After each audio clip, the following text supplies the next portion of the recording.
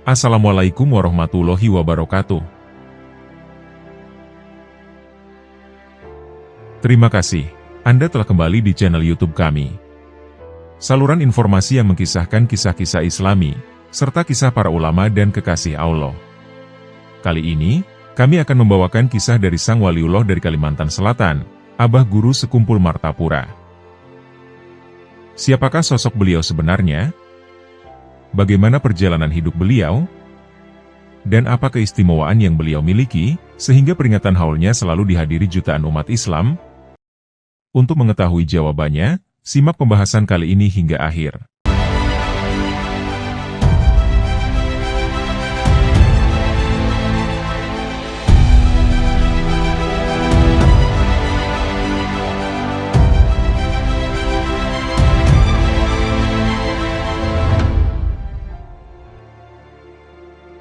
Kiai Haji Muhammad Zaini bin Abdul Ghani Al-Banjari, atau yang dikenal dengan Abah Guru Sekumpul ataupun Guru Ijai. Beliau lahir di masa penjajahan pada tahun 1942 Masehi. Beliau dilahirkan dari pasangan Abdul Ghani bin Haji Abdul Manaf, dan Hajah Masliah binti Haji Mulia bin Muhyiddin. Abah Guru Sekumpul juga merupakan keturunan ke-8 dari ulama kenamaan Banjar, yakni Maulana Syekh Muhammad Arsyad bin Abdullah Al-Banjari. Pada saat itu, kelahiran ulama besar tersebut sempat disambut dengan kecemasan keluarga. Kecemasan sempat mewarnai wajah keluarga Abah Guru Sekumpul saat beliau dilahirkan. Bayi yang baru keluar dari perut ibunda Hajah Masliah itu tak menangis, seperti kebanyakan bayi yang baru lahir. Matanya terpejam, tubuhnya lunglai, seperti tak ada tanda-tanda kehidupan. Bayi yang lahir di Selasa malam, tanggal 27 Muharram 1361 Hijriah, atau bertepatan pada tanggal 11 Februari 1942 Masehi itu pun, langsung dibawa ke tempat Tuan Guru Haji Abdurrahman, yang berada di sebelah rumah tempat kelahiran. Di tempat Guru Adu, sapaan akrab Tuan Guru Haji Abdurrahman, bayi itu langsung disambut dengan panjatan doa oleh sang ulama. Ajaib, bayi itu kemudian terlihat mulai bernafas, dan terdengar isak tangisnya. Guru Adu pun kemudian menyerahkan bayi itu kepada keluarga, agar dikembalikan kepada ibunya, untuk segera disusui. Namun, sang bayi itu kembali berulah, sebab dia tak mau menyusu, dan terus saja menangis. Tak ada jalan lain, sang bayi kembali harus dihadapkan pada Guru Adu, untuk menghentikan tangisnya. Guru Adu berlaku ganjil saat itu, dia menjulurkan lidahnya pada sang bayi. Uniknya, bayi itu langsung berhenti menangis, dan lahap menghisap lidahnya. Kejadian itu terus berulang, apabila bayi itu kembali menangis. Setelah bayi itu berusia 2 minggu, sang ayah, Abdul Ghani, beliau merasa sudah cukup menginap di tempat Abdullah, keluarganya yang berada di desa Tunggul Irang, Martapura. Beliau kemudian dan ingin kembali ke kediamannya di desa Keraton Martapura. Diketahui, kedua desa itu berjarak 1 kilometer. Maksud itu pun diutarakan ayahanda Abdul Ghani kepada keluarga Abdullah. Beliau juga meminta nasihat dan doa kepada Guru Adu. Mengingat, tentara Jepang saat itu memberlakukan jam malam, yakni siapa saja yang terlihat berjalan malam, maka mereka akan langsung ditembak. Keajaiban kembali terjadi, kepergian keluarga yang diiringi doa Guru Adu itu tidak terlihat oleh tentara Jepang. Padahal, mereka menumpang sebuah mobil untuk pulang ke kampung halaman. Sekilas tentang sosok Tuan Guru Haji Abdurrahman.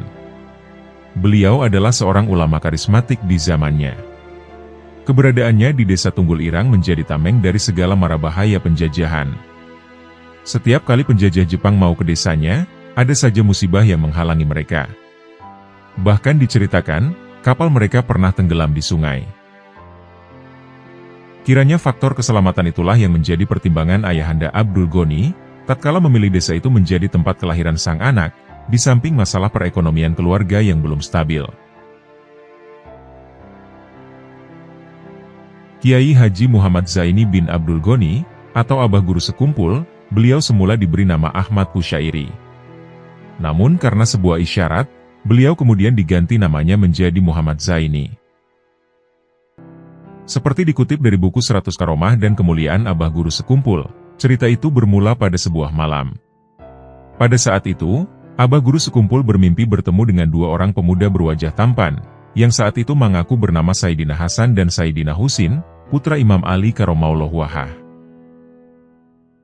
Dalam mimpi itu, Abah Guru Sekumpul terlibat perbincangan dengan keduanya. Di ujung pembicaraan, keduanya memberi gelar Zainal Abidin kepada Abah Guru Sekumpul. Zainal Abidin, atau yang berarti perhiasan ahli ibadah, adalah gelar yang luar biasa, yang semula disematkan kepada Imam Ali, anak dari Sayyidina Husain radhiyallahu anhu. Tidak hanya memberi gelar, keduanya juga memasangkan jubah dan selendang, atau libas sufiyah, kepada Abah Guru Sekumpul. Perihal mimpi itu kemudian diceritakan Abah Guru Sekumpul kepada sang ayah, Abdul Ghani. Sang ayah yang memahami isyarat itu, kemudian mengubah nama Ahmad Kusyairi menjadi Muhammad Zaini. Sebelum berganti nama, ada kejadian yang terbilang unik. Sebagaimana diceritakan Kiai Haji Syaifuddin Zuhri, ada seorang ulama sepuh di Martapura kala itu, yakni Tuan Guru Marzuki, yang menjenguk ke kediaman Abah Guru Sekumpul pagi-pagi. Abah Guru menyambut Tuan Guru Marzuki, dengan mencium beliau dari ujung rambut sampai ujung kaki, mengambil berkah Tuan Guru, yang kesehariannya disibukkan dengan ilmu dan ibadah itu. Abah Zuki lantas bertanya, "Bukankah kamu sekarang bernama Zainal Abidin?" Abah Guru Sekumpul hanya tersenyum mendengar pertanyaan itu.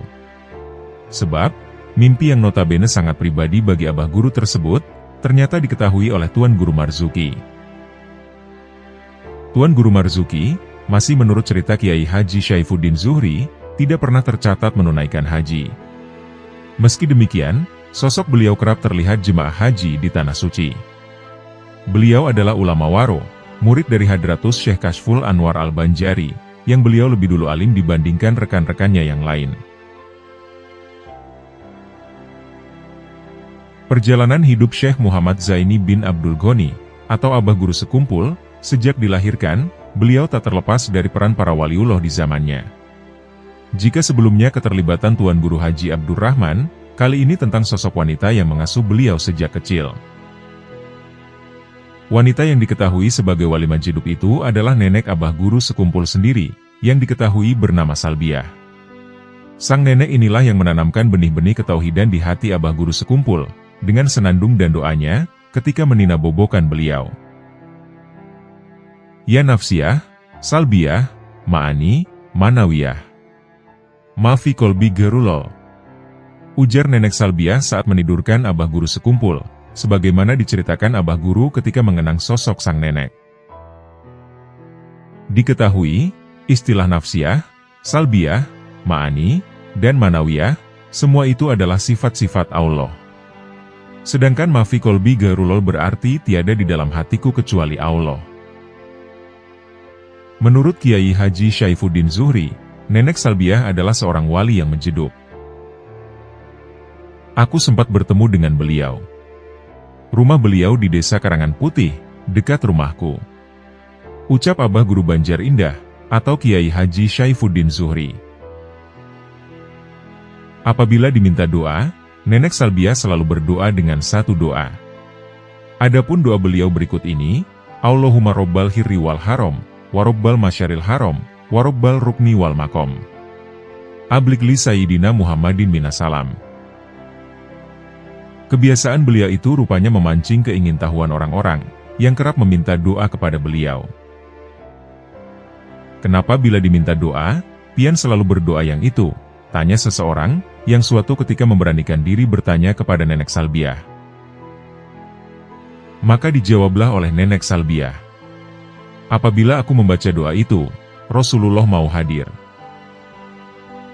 Menurut Abah Guru Sekumpul, nenek Salbiah merupakan keturunan Pangeran Abdurrahim, yang masih merupakan saudara sepupu dari Sunan Giri, salah satu dari anggota Wali Songo. Diketahui, Pangeran Abdurrahim bersaudara dengan seorang wali dari kalangan wanita, yang penuh karomah, dan beliau bernama Fatimah Kanzul Arsi.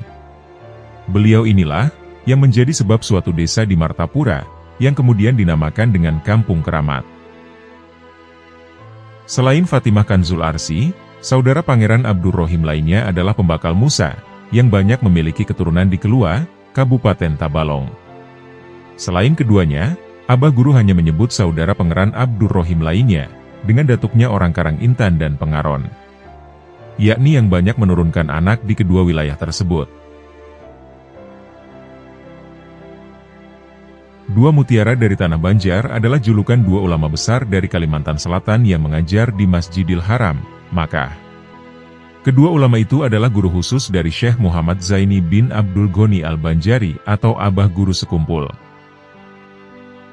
Dua mutiara dari Tanah Banjar tersebut adalah Syekh Muhammad Syarani bin Arif Al-Banjari atau yang lebih dikenal dengan Guru Anang Syarani dan Syekh Muhammad Syarwani bin Abdan Al-Banjari atau lebih dikenal dengan sebutan Guru Bangil.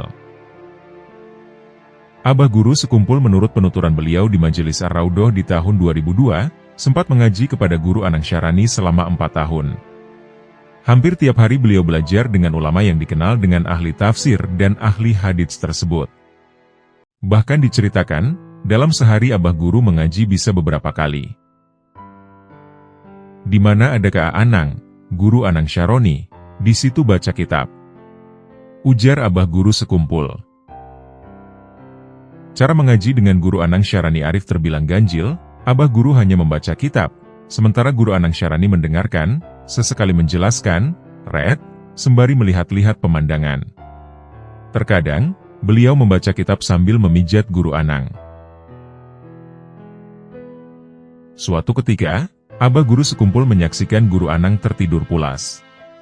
Abah Guru yang saat itu masih muda, mencoba menyingkat bacaan, dengan meloncat halaman, yakni 10 lembar lebih dulu. Baru sedikit mengangkat kertas untuk menjalankan niat, beliau langsung ditegur Guru Anang. Guru Anang tidur, tapi masih bisa mengetahui saya akan meloncati bacaan. Jelas Abah Guru Sekumpul. Mengaji dengan Guru Anang, harus tamat mulai lembar awal sampai lembar akhir kitab, karena apabila hatam membaca kitab, belajar dengan Guru Anang Syaroni, akan mendapatkan keberkatan si pengarang kitab yang dibaca itu. Guru Anang Syaroni memiliki perhatian lebih pada Abah Guru Sekumpul. Konon, Abah Guru yang semula mengaji dengan berjalan kaki dari kediamannya, di Desa Keraton, ke kediaman Guru Anang Syaroni di Kampung Melayu. Karena jaraknya puluhan kilometer, kemudian beliau dibelikan sepeda oleh Guru Anang Syaroni. Setelah beranjak dewasa, Abah Guru Sekumpul mengaji dengan Syekh Muhammad Syarwani Abdan, atau yang dikenal sebagai Guru Bangil. Beliau mengaji dengan ulama Banjar yang tinggal di Bangil, diketahui itu hanya sekitar 2 bulan saja. Kendati demikian, dalam jangka waktu yang singkat itu, Guru Bangil telah menuangkan banyak ilmunya. Saat-saat mengaji dengan Guru Bangil, sering diceritakan oleh Abah Guru Sekumpul di majelis beliau. Salah satunya, yakni cara mengaji yang mirip, ketika beliau mengaji dengan Guru Anang Syaroni. Jika dengan Guru Anang, Abah Guru Sekumpul memijat dengan tangan. Sementara, ketika mengaji dengan Guru Bangil, Abah Guru diminta sambil menginjak. Kalau dipijat pakai tangan, beliau tidak merasa. Guru Bangil minta diinjak di saat posisi tiara. Ujar Abah Guru Sekumpul. Jadi, sewaktu Abah Guru mengaji dengan Guru Bangil, sebelah tangan memegang kitab, sebelah lagi memegang dinding. Sementara kedua kaki beliau berada di atas tubuh Guru Bangil yang sedang tiarap. Terkadang, Abah Guru Sekumpul terus membaca kitab, meski Guru Bangil sudah tertidur. Dari dua ulama yang diketahui mursid dari banyak thariqah itu, Abah Guru Sekumpul banyak mendapat ilmu dan keberkatan. Sehingga, kemilau dua mutiara itu seolah bersatu di sosok Abah Guru Sekumpul, dan kemilaunya membuat banyak orang terpukau. Satu bukti kemilau dari karisma Abah Guru Sekumpul, yakni peringatan haul beliau, yang selalu dihadiri jutaan jemaah, bahkan banyak yang berasal dari luar negeri.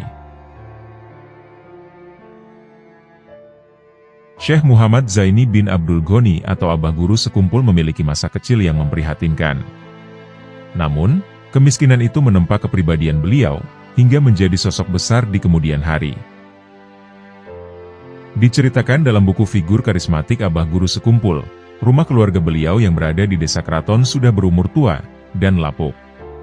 Atap rumah yang banyak bocornya, membuat Abah Guru sekeluarga harus bernaung ke sisi rumah, yang lebih terlindungi ketika hujan. Sang ayah, Al-Arif Billah Abdul Ghani, beliau hanyalah seorang buruh penggosok intan yang bergaji kecil. Gaji yang didapat tidak mencukupi untuk makan sehari-hari. Bahkan selama 14 tahun, keluarga beliau hanya makan berkuah sayur dari batang pisang. Abah Guru di masa kecil pun ikut membantu perekonomian keluarga, dengan menjadi buruh penggosok intan. Abah Guru sekumpul juga pernah menjajakan nasi bungkus bikinan sang ibu, Hajah Masliah. Dari pendapatan itu, mereka bisa makan satu nasi bungkus untuk 4 orang, ayah, ibu, Abah Guru, dan sang adik Siti Rohmah. Makan satu bungkus nasi dibagi 4 ini dialami keluarga Abah Guru selama 8 tahun. Kemiskinan yang membelit kehidupan keluarga Abah Guru, dihadapi beliau sekeluarga dengan sangat sabar.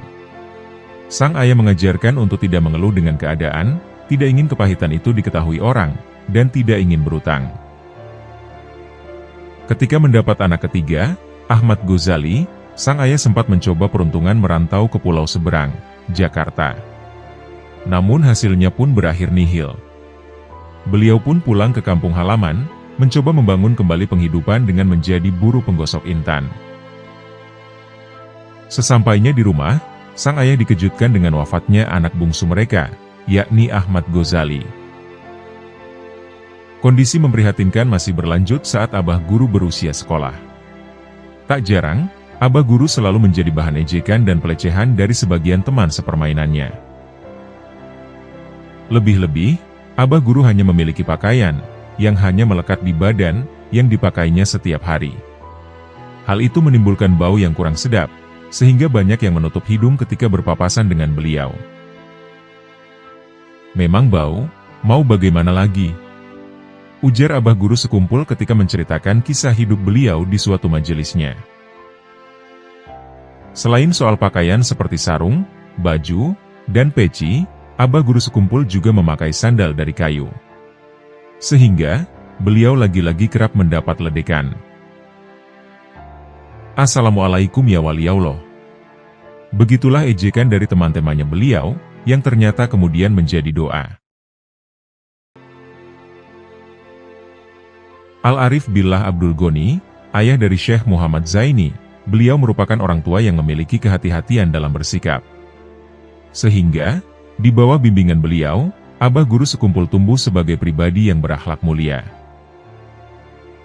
Kehati-hatian Al-Arif Billah Abdul Ghani berdasar pada keilmuan tauhid yang mantap.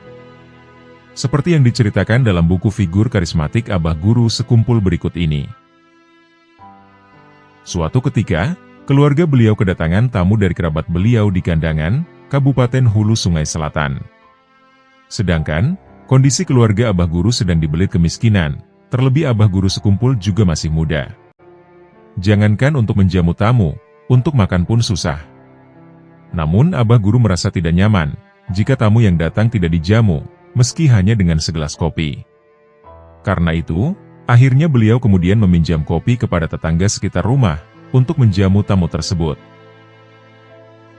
Tak lama kemudian, tamu itu pun pulang. Sementara, sang ayah datang ke rumah sehabis bekerja. Sehingga, beliau pun terkejut melihat ada gelas kopi di dalam rumah, sebuah hal yang tak biasa bagi keluarganya. Beliau pun menanyakan perihal keberadaan gelas kopi tersebut.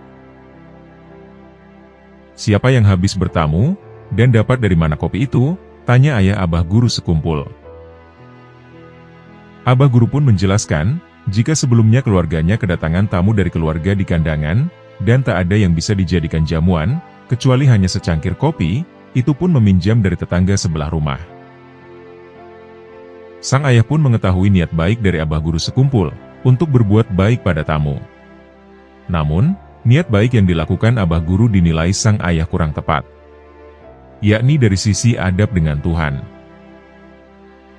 Sang ayah pun kemudian dengan bijak menasehati.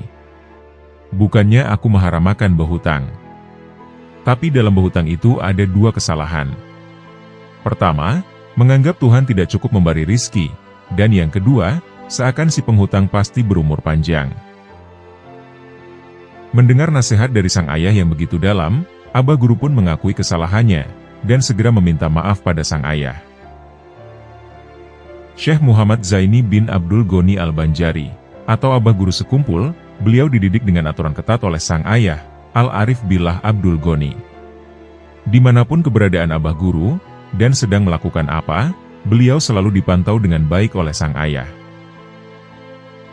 Ketika masih kanak-kanak, Abah Guru layaknya anak biasa, yang asyik berteman dan bermain. Namun, di bawah bimbingan sang ayah, Abah Guru memiliki batasan-batasan yang tak bisa dilanggar. Diceritakan dalam buku Figur Karismatik Abah Guru Sekumpul. Suatu ketika, Abah Guru diajak seorang teman berjalan-jalan ke Pasar Martapura, yang tak begitu jauh dari kediaman beliau di Desa Keraton Martapura.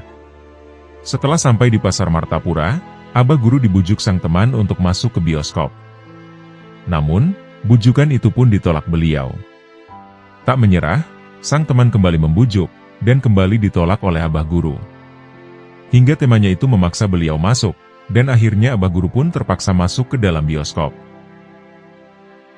Namun ternyata, entah ada atau tidak kaitannya dengan keberadaan Abah Guru, tiba-tiba listrik di bioskop itu padam seketika, sehingga Abah Guru tak sempat melihat film apa yang diputar. Kendati tak sempat melihat pemutaran film di bioskop, kabar itu akhirnya tetap sampai ke telinga sang ayah. Ketika Abah Guru sampai di rumah, beliau diikat di tiang rumah. Sementara, dupa dinyalakan di dekat wajah beliau, sehingga Abah Guru merasakan panas. Saat Abah Guru dihukum oleh sang ayah akibat masuk bioskop itu, keadaan alam tiba-tiba menjadi ganjil, dan angin berhembus sangat kencang. Nenek beliau, Salbiah, yang diketahui memiliki pengetahuan yang berbeda, atau Majidub, memandang ada kaitan ganjilnya cuaca dengan dihukumnya Abah Guru. Beliau pun kemudian meminta, agar hukuman itu disudahi saja. Hingga akhirnya, Al-Arif Billah Abdul Ghani menghentikan hukuman terhadap sang anak. Dan benar, saat sang ayah menghentikan hukuman itu atas permintaan ibunya, cuaca seketika menjadi normal. Dan angin yang semula berhembus sangat kencang, tiba-tiba menjadi tenang kembali. Selain di bawah bimbingan sang ayah, orang yang turut memperhatikan Abah Guru adalah Ibu Hajah Masliah, Nenek Salbiah, dan sang paman, Syekh Seman Mulia, atau Tuan Guru Haji Seman Mulia. Syekh Muhammad Zaini bin Abdul Ghani, atau Abah Guru Sekumpul, beliau memang mengalami masa-masa sulit di masa kecilnya. Tidak hanya terpaan kemiskinan, beliau juga menjadi objek kekerasan orang-orang yang dengki. Kemiskinan yang membelit keluarga Abah Guru kala itu, tak membuat beliau patah arang dalam menimba ilmu. Keinginan beliau yang kuat mencari ilmu, dibuktikan dengan lulusnya beliau di Pondok Pesantren Darussalam Martapura, dengan kondisi perekonomian yang memprihatinkan. Waktu istirahat sekolah, beliau pulang ke rumah minum air putih saja. Lalu kembali lagi ke sekolah.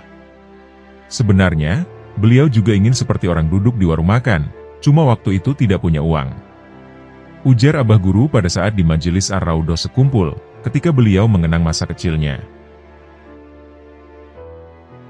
Abah Guru lulus di Pondok Pesantren Darussalam dengan nilai tertinggi. Dalam ijazah disebutkan, nilai yang beliau peroleh Jayyid Mumtaz, dengan nilai rata-rata 10. Menurut Kiai Haji Muhammad Ansori Al-Karim, sang penulis buku Figur Karismatik Abah Guru Sekumpul, Abah Guru, di masa kanak-kanaknya, sudah terlihat kecerdasan dan tekad menuntut ilmu yang kuat. Di samping itu, beliau juga dibantu oleh Allah Subhanahu wa Ta'ala, ketika melewati masa-masa sulit di setiap kehidupannya. Abah Guru pernah menceritakan keganjilan yang dialami beliau menjelang ulangan. Beliau mengaku selalu diberi mimpi, tentang soal-soal yang akan diujikan esok hari. Uniknya, dalam mimpi itu juga membeberkan semua jawabannya. Sehingga, Abah Guru mudah menjawab soal yang diujikan ketika ulangan, dan mendapat nilai sempurna. Rupanya, nilai ulangan yang diperoleh Abah Guru itu memicu kedengkian sebagian teman. Sehingga beliau dikira main mata dengan wali kelas, karena selalu mudah menjawab soal-soal, dan juga mendapat nilai tertinggi. Sebagian teman yang di dalam hatinya bersarang kedengkian pada Abah Guru, mereka mulai memusuhi beliau. Bahkan, mereka pernah mengeroyok beliau, hanya karena kesalahpahaman tersebut. Abah Guru tidak melawan kekerasan yang dialami beliau, dengan balasan serupa. Bahkan, beliau memaklumi kesalahpahaman teman-temannya itu, dan selalu memaafkan kesalahan mereka, sebelum mereka meminta maaf. Setelah lulus dari Pondok Pesantren Darussalam Martapura, Syekh Muhammad Zaini bin Abdul Ghani Al-Banjari, atau Abah Guru Sekumpul, beliau kemudian diminta untuk mengajar di pesantren tersebut. Sebagaimana diceritakan Kiai Haji Ansori Al-Karim, dalam buku Figur Ulama Karimatik Abah Guru Sekumpul. Abah Guru Sekumpul diminta oleh guru-guru di sana, untuk mengajar di Pondok Pesantren Darussalam. Di antara ulama yang meminta beliau untuk mengajar di Darussalam adalah ulama besar Martapura, yang kemudian dikenal sebagai pemimpin-pemimpin utama di pesantren tersebut.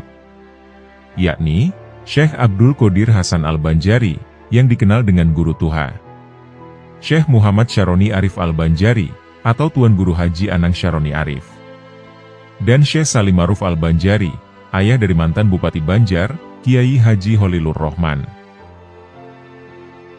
Permintaan para guru tersebut diteruskan Abah Guru pada sang ayah, Al-Arif Billah Abdul Ghani.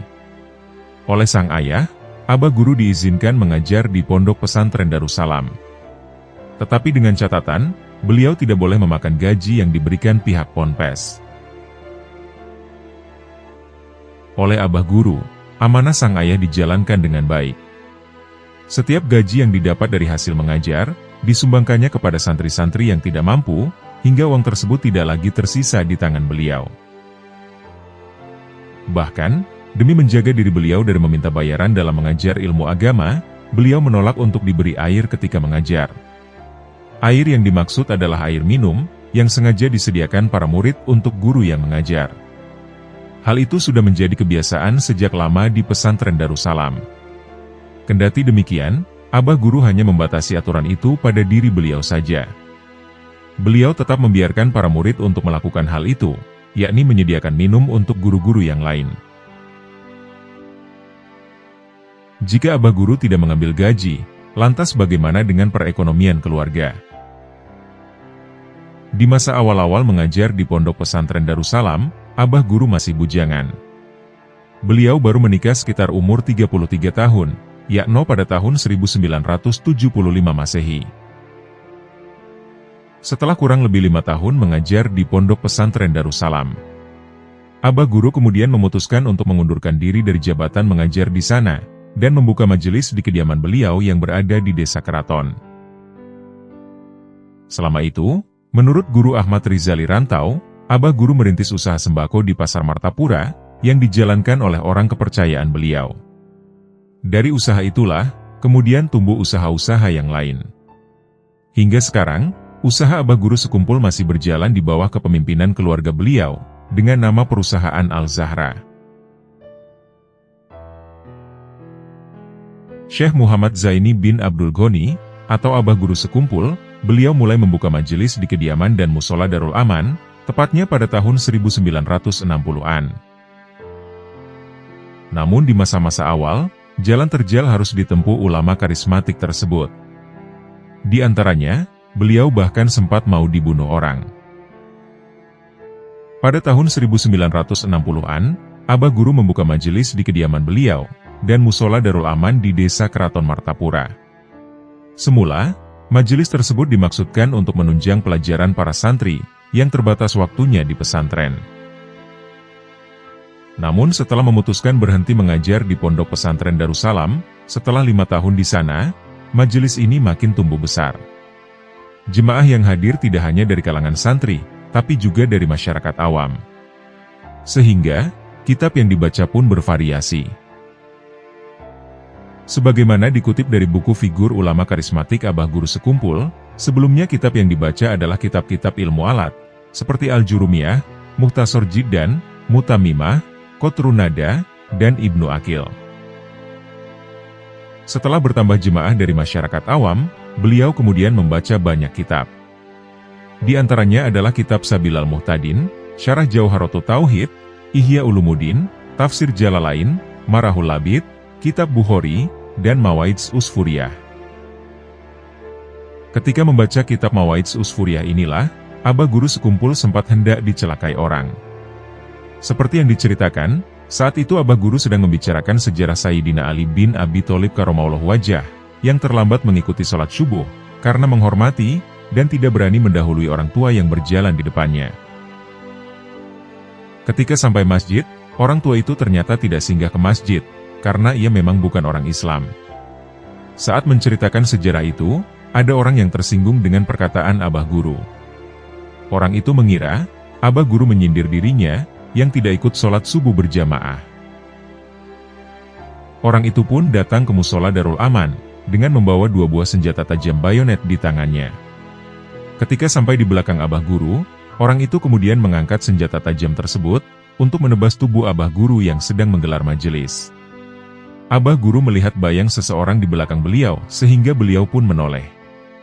Saat Abah guru menoleh, orang tersebut seketika mematung tak berdaya. Melihat keadaan itu, Abah guru pun mengakhiri majelis dan pulang ke rumah. Tak lama kemudian, terdengar kabar bahwa orang tersebut meninggal dunia. Dan ketika dimandikan, tubuhnya terlihat seperti terkena cakar besar.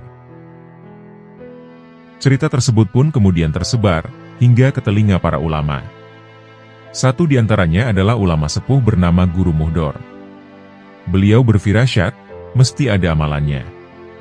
Sehingga, beliau kerap bertamu ke kediaman Abah guru, hanya untuk menanyakan hal tersebut. Namun, Abah guru mengaku tidak memiliki amalan yang dimaksud Guru Muhdor. Menurut Abah guru sekumpul, beliau hanya bertawakal kepada Allah. Syekh Muhammad Zaini bin Abdul Ghani Al-Banjari, atau Abah guru sekumpul, beliau dikenal sebagai anak yang jenius ketika nyantri di pesantren Darussalam Martapura. Namun menurut riwayat, beliau diceritakan pernah tidak naik kelas. Kabar itu dituturkan sendiri oleh Abah guru, ketika beliau mengenang masa-masa sekolah di majelis Ar-Raudhah sekumpul. Pada waktu itu, Abah guru seharusnya naik kelas, karena selalu mendapat nilai tertinggi, atau jaid jidan. Dan sang wali kelas, Tuan Guru Haji Salman Yusuf pun bermaksud untuk menaikkan Abah guru ke kelas lanjutan. Namun, penolakan datang dari Syekh Seman Mulia, guru senior di Darussalam, yang tak lain adalah paman beliau sendiri. Guru Seman, sebutan Syekh Seman Mulia, menanyakan perihal pelajaran agama kepada Abah guru. Akan tetapi, semua pertanyaan itu bisa dijawab dengan baik. Guru Seman lantas mencari cara, agar memiliki alasan untuk tidak menaikkan Abah guru. Hingga beliau bertanya dengan sebuah pertanyaan, yang tak mungkin bisa dijawab Abah guru pada waktu itu. Berupa bulu ketiak kamu. Abah guru pun terdiam mendengar pertanyaan itu. Kalau tidak tahu, berarti kamu belum alim. Jadi jangan salahkan aku kalau kamu tidak naik, ujar Guru Seman Mulia. Guru Seman pun kemudian bertanya pada Guru Salman Yusuf. Begini saja Guru Salman Yusuf, apakah kamu mau mengajari keponakanku setahun lagi? Baik, saya sanggup jika mengajarnya setahun lagi, ujar Guru Salam Yusuf. Kata Abah guru sekumpul, kalau Guru Seman sudah melotot, maka tidak ada orang yang berani menolak. Alasan Guru Seman tidak ingin menaikkan Abah guru ke kelas berikutnya, di antaranya adalah: yang pertama, karena yang mengajar adalah ulama jempolan, yakni Guru Salman Yusuf. Sehingga, dengan tidak dinaikannya Abah guru, beliau bisa lebih banyak mengambil kemanfaatan ilmu pada ulama tersebut. Dan yang kedua, Guru Seman berkeinginan, agar Abah guru tidak sombong dengan kepandaian yang beliau miliki. Hal itu dikarenakan, Abah guru selalu unggul dari sisi nilai dengan teman sekelasnya. Setelah keputusan itu dilaksanakan, Guru Seman terpikir betapa sakit hatinya sang keponakan, karena terpisah dengan teman-teman sebayanya. Kata Abah guru sekumpul, sejak saat itu Guru Seman selalu mendoakan beliau. Aku dibukakan hijab, melihat apa yang tidak bisa dilihat orang awam, berkat doa Guru Seman, ujar Abah guru sekumpul. Pada tahun 1975, saat Syekh Muhammad Zaini bin Abdul Ghani berumur 33 tahun, beliau bermaksud melangsungkan pernikahan. Sebelum memberitahukannya pada kerabat dan guru untuk meminta restu, seorang Habib datang ke rumah beliau, dan mengungkapkan isyarat yang sejalan dengan itu. Abah Guru Sekumpul, atau Syekh Muhammad Zaini bin Abdul Ghani, sebagaimana diceritakan Kiai Haji Ansori Al-Karim, dalam buku Figur Karismatik Ulama Abah Guru Sekumpul, mengisahkan perjalanan sebelum pernikahan beliau yang pertama. Saat itu, beliau ingin bertukar pendapat dengan sang paman, Syekh Seman Mulia. Namun, keinginan itu diurungkan, mengingat Guru Seman saat itu juga belum menikah. Bahkan, pada waktu itu beliau dikenal dengan julukan Guru Seman Bujang. Di saat kebingungan itu, seorang Habib bermimpi bertemu Rasulullah Shallallahu Alaihi Wasallam. Di dalam mimpi itu Rasul mengatakan pada Habib tersebut, yang maksudnya kurang lebih sebagai berikut. Itu Zaini, dia mau menikah, dia rajin baca maulidku, memuji aku, mengajarkan ilmuku. Bantu dia, dan kamu harus turun tangan. Sebangun dari tidurnya, Habib itu pun bergegas menuju rumah Abah Guru Sekumpul, dan membicarakan isyarat pernikahan itu pada keluarga Abah Guru Sekumpul, dan orang tua beliau. Ketika menceritakan pada Kiai Haji Ansori, Abah Guru merahasiakan nama Habib tersebut. Kedua orang tua beliau tidak berani mengambil keputusan, jika tidak ada izin dari Guru Seman. Maka, mereka pun kemudian bermusyawarah dengan Guru Seman.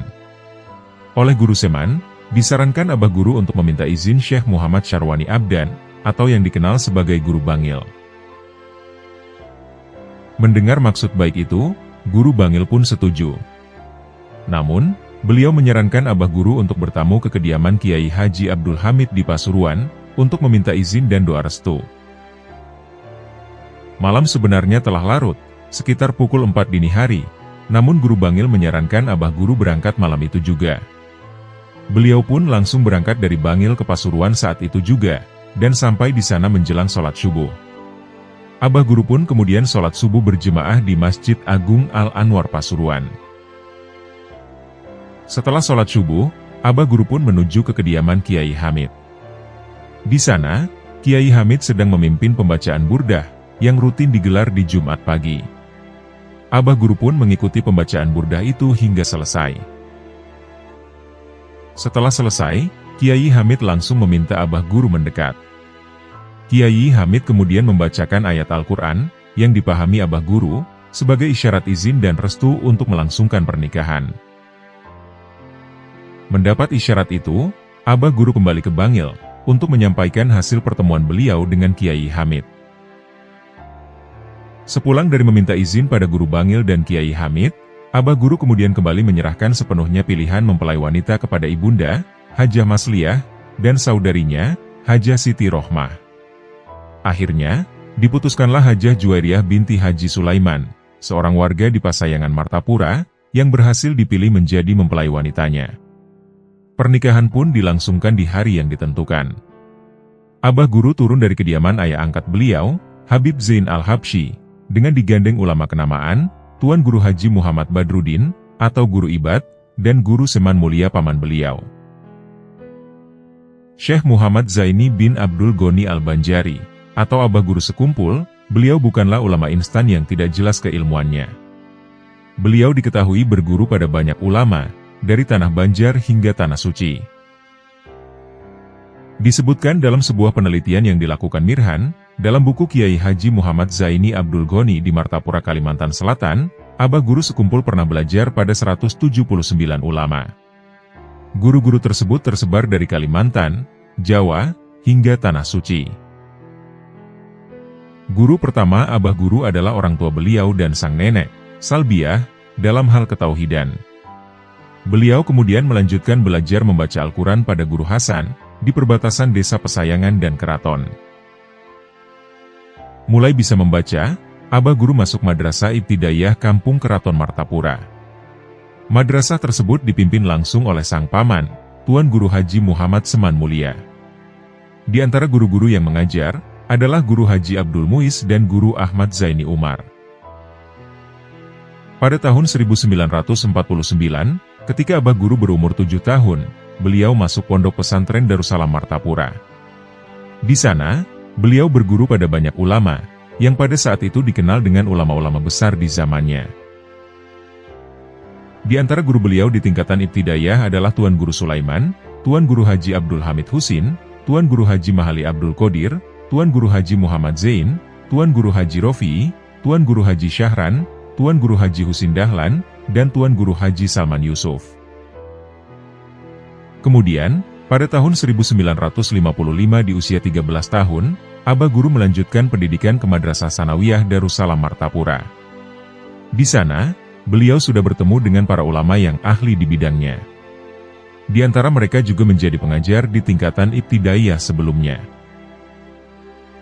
Di antara ulama itu adalah Tuan Guru Haji Husin Dahlan, Tuan Guru Haji Salman Yusuf, Tuan Guru Haji Husin Qodri, Tuan Guru Haji Salim Maruf, Tuan Guru Haji Seman Mulia, Tuan Guru Haji Salman Abdul Jalil, dan Tuan Guru Haji Syaroni Arif.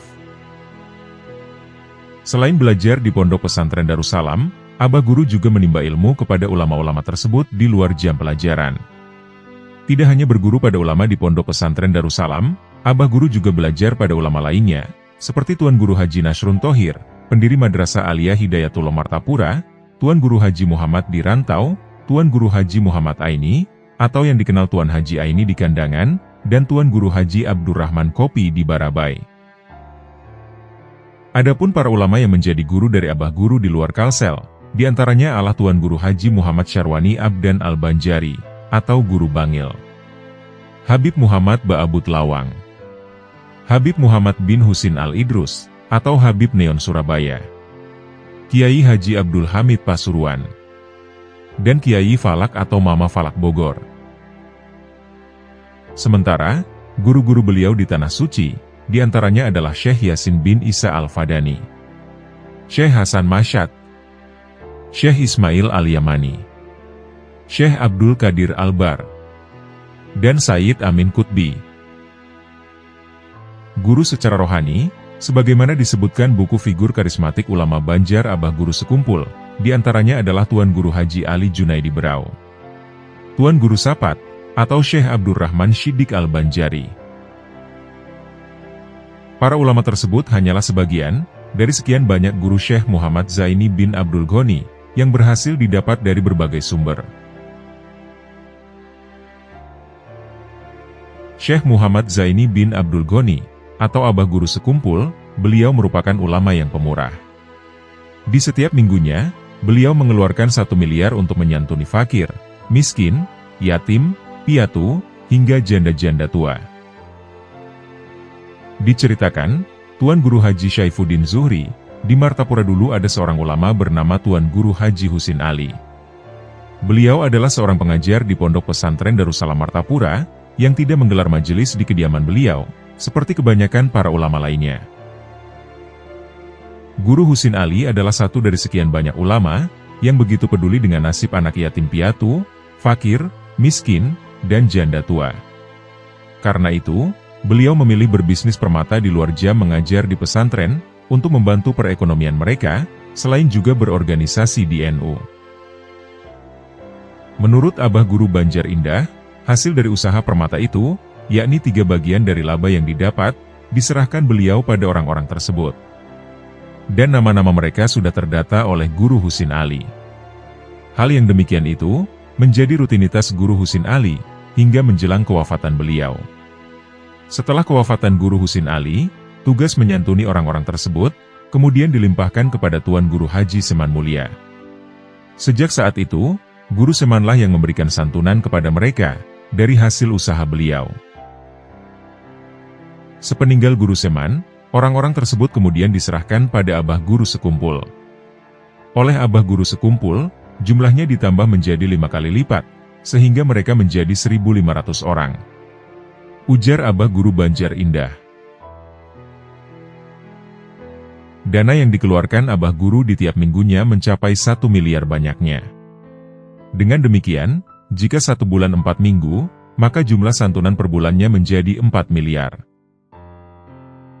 Sementara, menurut penuturan Habib Ahmad Al-Qodri, salah seorang teman Abah Guru sekumpul, setiap harinya Abah Guru memasak 5 karung beras, untuk dibagi-bagikan kepada orang-orang sekitar. Dan pada hari tertentu, beliau menyantuni anak cucu Rasulullah Shallallahu Alaihi Wasallam. Janda-janda tua dari keturunan Rasulullah dapat itu. Jelas Habib Ahmad Al-Qodri. Kepindahan Syekh Muhammad Zaini bin Abdul Ghani, atau Abah Guru Sekumpul, dari desa kelahiran keraton ke Sekumpul, ternyata sudah diketahui jauh hari oleh dua ulama. Ulama pertama yang mengetahui Abah Guru akan pindah dari desa keraton ke Sungai Kacang Kelurahan Kampung Jawa, sebelum diberi nama Sekumpul, beliau adalah Habib Zain bin Muhammad Al-Habsyi. Dengan kasyafnya, ayah angkat dari Abah Guru tersebut sudah mengetahui kepindahan itu, jauh bertahun-tahun sebelum waktu kepindahan beliau. "Zaini, kamu nanti suatu saat akan pindah ke Kampung Jawa," ujar Habib Zain pada Abah Guru. Ulama kedua yang mengetahui kepindahan Abah Guru ke Sekumpul, adalah guru utama beliau sendiri, yakni Syekh Muhammad Syarwani Abdan, atau yang lebih dikenal dengan Guru Bangil. Guru Bangil mengetahui perkara itu karena disampaikan Abah Guru, ketika meminta izin dan restu kepindahan tersebut. Oleh Guru Bangil, kepindahan tersebut pun direstui. Bahkan, beliau menasehatkan untuk memberi nama musola yang akan dibangun itu dengan nama Ar-Raudhoh, yang mengambil berkah tempat suci di Masjid Nabawi Madinah. Mudah-mudahan semua yang hadir di sini menjadi penghuni Raudhoh, taman-taman surga nantinya. Jelas Abah Guru di majelis beliau. Salah satu alasan kepindahan Abah Guru Sekumpul ke Sungai Kacang adalah karena desa yang beliau tinggali di keraton, tak lagi bisa menampung banyaknya jemaah yang hadir di majelis beliau. Jemaah yang hadir di tahun 1980-an itu sudah sampai jalan provinsi, yakni sampai di Jalan Ahmad Yani. Akibatnya, lalu lintas di sana menjadi sedikit terganggu. Menyadari hal itu, Abah Guru pun merencanakan kepindahan ke Sungai Kacang. Daerah itu sebelumnya adalah hutan. Menurut buku figur karismatik Abah Guru Sekumpul, daerah itu semula merupakan sarang pencuri dan perampok. Dipilihnya daerah Sungai Kacang pada saat itu, selain harga tanahnya yang murah, juga karena jauh dari keramaian kota. Setelah pembangunan mulai rampung di tahun 1990-an, Abah Guru pindah ke Sungai Kacang, dan memberi nama baru untuk daerah itu dengan nama Sekumpul. Sekumpul artinya adalah terkumpul. Insya Allah, nanti kita akan terkumpul di sini sampai ke surga. Jelas Abah Guru terkait penamaan Sekumpul di majelis beliau. Syekh Muhammad Zaini bin Abdul Ghani, atau Abah Guru Sekumpul, beliau kerap ditemui tokoh-tokoh politik, baik di daerah maupun nasional.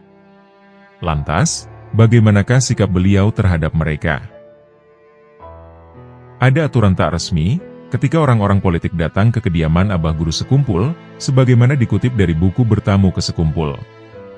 Yakni, mereka tidak diperbolehkan membicarakan permasalah politik praktis, seperti meminta dukungan untuk menduduki jabatan tertentu. Orang-orang yang bertamu ke Sekumpul, menurut Ahmad Rosyadi, sang penulis buku tersebut, mereka semua seolah memahami hal itu. Sehingga ketika bertamu, tidak ada tokoh politik yang membicarakan politik praktis dengan beliau. Diketahui, banyak tokoh politik yang datang ke kediaman beliau. Di antara mereka adalah orang-orang nomor satu di partai tertentu di negeri ini. Semuanya dirangkul, semuanya didoakan. Namun, Abah Guru sedikit pun tidak menyuarakan dukungan, dan beliau mampu tetap bersikap netral. Kendati tidak berpolitik dan mendukung partai manapun, namun Abah Guru Sekumpul tetap mengikuti proses politik. Hampir di tiap pemilu, beliau dan keluarga selalu menggunakan hak pilih, dengan mencoblos di tempat pemungutan suara, atau TPS. Hanya pada tahun 2004, Abah Guru mencoblos di kediaman beliau, melalui panitia pemilu yang datang ke rumah. Beliau pada waktu itu tidak bisa ke TPS, karena alasan kesehatan. Sehingga, panitialah yang kemudian datang ke kediaman beliau. Dalam buku yang sama disebutkan, Abah Guru Sekumpul pernah kedatangan tamu dari rombongan Lemhanas, Lembaga Ketahanan Nasional, pada tahun 2000. Beliau juga mengungkapkan kepeduliannya terhadap bangsa Indonesia. 12 jam saya berdoa dan beribadah, 6 jam untuk urusan dunia, termasuk menerima tamu, dan 6 jam untuk istirahat. Ujar Abah Guru Sekumpul, seperti yang dikutip dari buku Bertamu ke Sekumpul. Abah Guru senantiasa mendoakan, agar pemimpin negara dan daerah semuanya orang soleh serta beriman, dan menjunjung ajaran Ahlussunnah wal Jamaah. Kenetralan dalam politik Abah Guru Sekumpul ini kemudian diteruskan jemaah beliau di Sekumpul. Seperti setiap haul Abah Guru Sekumpul di 5 Rojab, area haul selalu bersih dengan APK, atau alat peraga kampanye. Meski demikian, Sekumpul selalu terbuka untuk tamu haul dari berbagai latar belakang profesi. Tak disangkal, ulama karismatik Kalimantan Selatan, Syekh Muhammad Zaini bin Abdul Ghani, atau Abah Guru Sekumpul, beliau memang dianugerahi keistimewaan tersendiri dari Allah Ta'ala, berupa mata batin yang tajam. Mengenai ketajaman mata batin beliau ini, banyak disaksikan orang, salah satu diantaranya oleh pejabat di lingkungan Kemenag RI, yakni Direktur Urusan Agama Islam dan Pembinaan Syariah, Ditjen Bimas Islam, Haji Muhammad Tamrin. Haji Muhammad Tamrin mengaku memiliki pengalaman yang tak pernah dilupakannya, dengan sosok Abah Guru Sekumpul. Yakni, pertemuan pertama kali dengan beliau di tahun 1994, saat dia baru saja lulus dari Fakultas Dakwah YAIN Antasari Banjarmasin. Saat itu, dia meminta didampingi Habib Abdul Hamid Al-Habsyi untuk bertamu dengan Abah Guru. Dengan arahan dan petunjuk dari Habib Abdul Hamid, akhirnya mereka bisa bertamu ke kediaman Abah Guru Sekumpul, di Martapura. Kenang Haji Muhammad Tamrin. Pertemuan itu, kata Haji Tamrin, sangat berkesan di hatinya, sampai-sampai dia masih ingat percakapan waktu itu. Abah Guru berbicara lebih dulu. "Ada apa, Mas? Siapa namamu?" Maka dijawablah oleh Haji Muhammad Tamrin. "Iya, nama saya Muhammad Tamrin." "Ada keperluan apa ke sini?" tanya Abah Guru Sekumpul. "Saya baru lulus YAIN Antasari Fakultas Dakwah. Saya bercita-cita ingin masuk perwira karir TNI dari sarjana. Saya mohon petunjuk arahan Anda, Abah Guru." "Kamu lelah jika menjadi perwira karir TNI. Nanti kamu bakal menjadi orang besar juga. Ini baca surah Al-Insyirah 11 kali setelah subuh, dan setelah asar 11 kali, setiap hari itu. Pegang saja, insya Allah kamu baik saja, dan berhasil." Jawab Abah Guru Sekumpul. Itulah pengalaman yang luar biasa, yang dirasakan sendiri oleh Ustadz Haji Muhammad Tamrin. Sungguh pengalaman yang menginspirasinya. Selang beberapa tahun kemudian, dengan berkat Abah Guru Sekumpul, karirnya menjadi meroket. Dia sekarang menjabat sebagai Direktur Urusan Agama Islam dan Pembinaan Syariah, Ditjen Bimas Islam Kemenag RI Pusat. Alhamdulillah, atas izin Allah, sekarang saya diberi amanah yang luar biasa. Untuk Abah Guru Sekumpul, Al-Fatihah. Ucap Haji Muhammad Tamrin. Syekh Muhammad Zaini bin Abdul Ghani, atau Abah Guru Sekumpul, beliau dilahirkan di keluarga miskin yang taat beragama. Meskipun hidup susah, Abah Guru tidak lantas pasrah dengan keadaan. Perjuangan di masa-masa sekolah ini penuh dengan cerita kesedihan. Dari berbagai sumber diceritakan, Abah Guru ketika masih muda kerap menjajakan wadai atau roti buatan sang ibu, untuk membantu perekonomian keluarga. Setiap harinya, keluarga mereka hanya bisa membeli 1 bungkus nasi untuk dibagi 4. 1 bagian untuk ayah, 1 bagian untuk ibu, 1 bagian untuk adik, dan sisanya untuk beliau. Ujar Tuan Guru Haji Ahmad Mulkani, ketika menceritakan pengalamannya bersama Abah Guru. Kata Guru Mulkani, Abah Guru pernah bercerita, bahwa di masa kecilnya kerap menawarkan diri kepada orang lain, untuk membantu menjualkan sesuatu. Ada pohon pisang yang daunnya rimbun, Abah Guru menanyakan kepada orang di sekitarnya, siapa pemiliknya. Jika diketahui, beliau kemudian menawarkan diri membantu untuk menjualkannya ke pasar. Kata Guru Mulkani menjelaskan, ketika sekolah, Abah Guru tidak mampu membeli kitab. Beliau hanya punya buku tulis dan pensil. Setiap harinya, Abah Guru meminjam kitab temannya, untuk dicatat terlebih dahulu. Sekitar 1 halaman mencatat, karena itu yang akan diajarkan guru, sambung Guru Mulkani. Kata Guru Mulkani, dari kebiasaan menulis kitab tersebut, Abah guru diantaranya bahkan mampu hafal kitab tersebut. Kitab Baijuri 2 jilid yang tebal itu, beliau hafal. Ungkap Guru Mulkani ketika menceritakan. Di antara kitab yang juga dihafal Abah guru adalah Al-Quran dan kitab tafsir Jalalain. Perjuangan dalam menuntut ilmu di masa-masa awal itu, juga diceritakan Abah guru sekumpul di majelisnya. Mulai dari pakaian yang hanya beliau miliki satu-satunya, sehingga harus dipakai setiap hari untuk ke sekolah. Karena dipakai tiap hari, ada teman yang tutup hidung apabila saya lewat. Dan itu memang bau. Ujar Abah guru sekumpul. Waktu istirahat, santri yang lain jajan di warung, namun Abah guru pulang ke rumah di keraton, hanya untuk minum air putih, dan kemudian kembali ke sekolah setelah itu.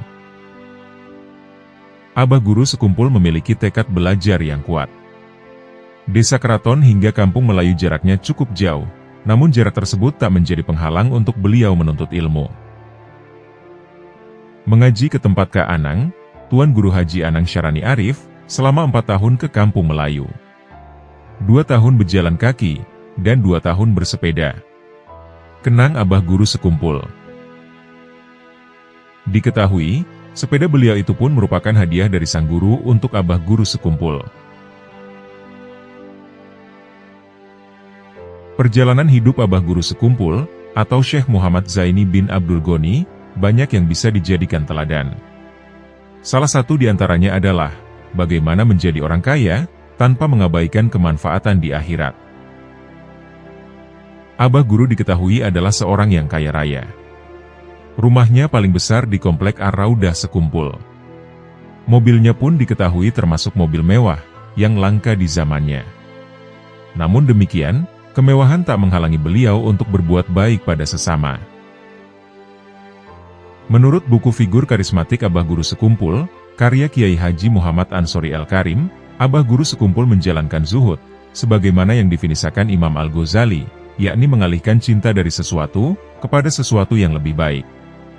Dengan artian, zuhud tidak berarti meninggalkan dunia sama sekali. Bisa memiliki kekayaan, namun tidak terpaut hatinya dengan keberadaannya. Abah guru diketahui memiliki sifat pemurah, dengan mendermakan hartanya untuk kepentingan orang banyak. Selain untuk kepentingan infrastruktur peribadatan seperti musola, masjid, dan sekolah, Abah guru juga memberikan bantuan kepada fakir miskin, anak yatim, janda-janda miskin, keluarga guru-guru beliau, dan biaya pengobatan orang miskin. Tulis Kiai Haji Ansori El-Karim. Dana sumbangan Abah guru sekumpul dalam 1 bulan, pernah diungkapkan Tuan Guru Syaifuddin Zuhri. 1 miliar tiap minggunya, untuk 1.500 orang. Minggu depan, orang miskin di kampung yang lain lagi. Ujar Guru Banjar Indah, atau yang dikenal sebagai Guru Syaifuddin, seperti yang dikutip dari buku Abah Guru dalam kenangan. Sebagai seorang waliullah, tak heran jika Abah Guru Sekumpul memiliki banyak keistimewaan. Selain itu, Abah Guru Sekumpul memiliki karomah, yakni pernah bertemu langsung dengan Nabi Muhammad SAW. Cerita tersebut pernah Abah Guru Sekumpul sampaikan, saat beliau berceramah di depan jamaah pengajiannya. Menurut penuturan beliau, Abah Guru Sekumpul bertemu dengan Nabi, ketika beliau melakukan ziarah ke makam Rasulullah di Madinah. Saat itu, beliau bertemu dengan penjaga makam Rasulullah, yang bernama Sayyid Muhammad. Diketahui, Sayyid Muhammad merupakan keturunan dari Syekh Saman Al-Madani Al-Hasani, pendiri Tarekat Samaniyah. Adapun mengenai Tarekat Samaniyah, tarekat tersebut merupakan tarekat yang diikuti oleh Abah Guru Sekumpul. Oleh sebab itu, Guru Sekumpul bisa melakukan ziarah langsung ke makam sang Nabi, yakni melalui pertemuan tersebut. Saat berada di makam Rasulullah, mata Abah Sekumpul ini berkaca-kaca, seperti ada sesuatu yang mengesankan di dalam hidupnya. Dari kejadian tersebut, Abah Sekumpul mengajak agar semua umat Islam untuk menjaga ikatan batin dengan Rasulullah. Abah Guru Sekumpul adalah ulama karismatik di Martapura, Kalimantan Selatan, bahkan nama beliau kini mendunia. Beliau merupakan ulama yang disegani dan dihormati oleh masyarakat Martapura. Seperti ulama-ulama lainnya, Abah Guru Sekumpul juga memiliki banyak keistimewaan. Terdapat salah satu keistimewaan Abah Guru Sekumpul, yang ceritanya cukup menarik.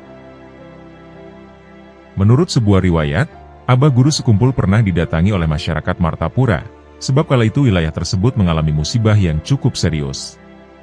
Sudah lebih dari 3 bulan, langit Kalimantan Selatan seperti enggan bersahabat.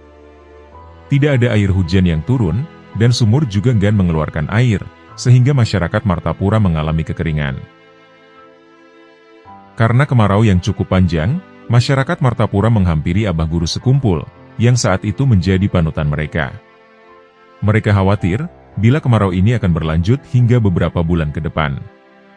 Sebab, sebagian ladang milik warga sudah mengalami kekeringan.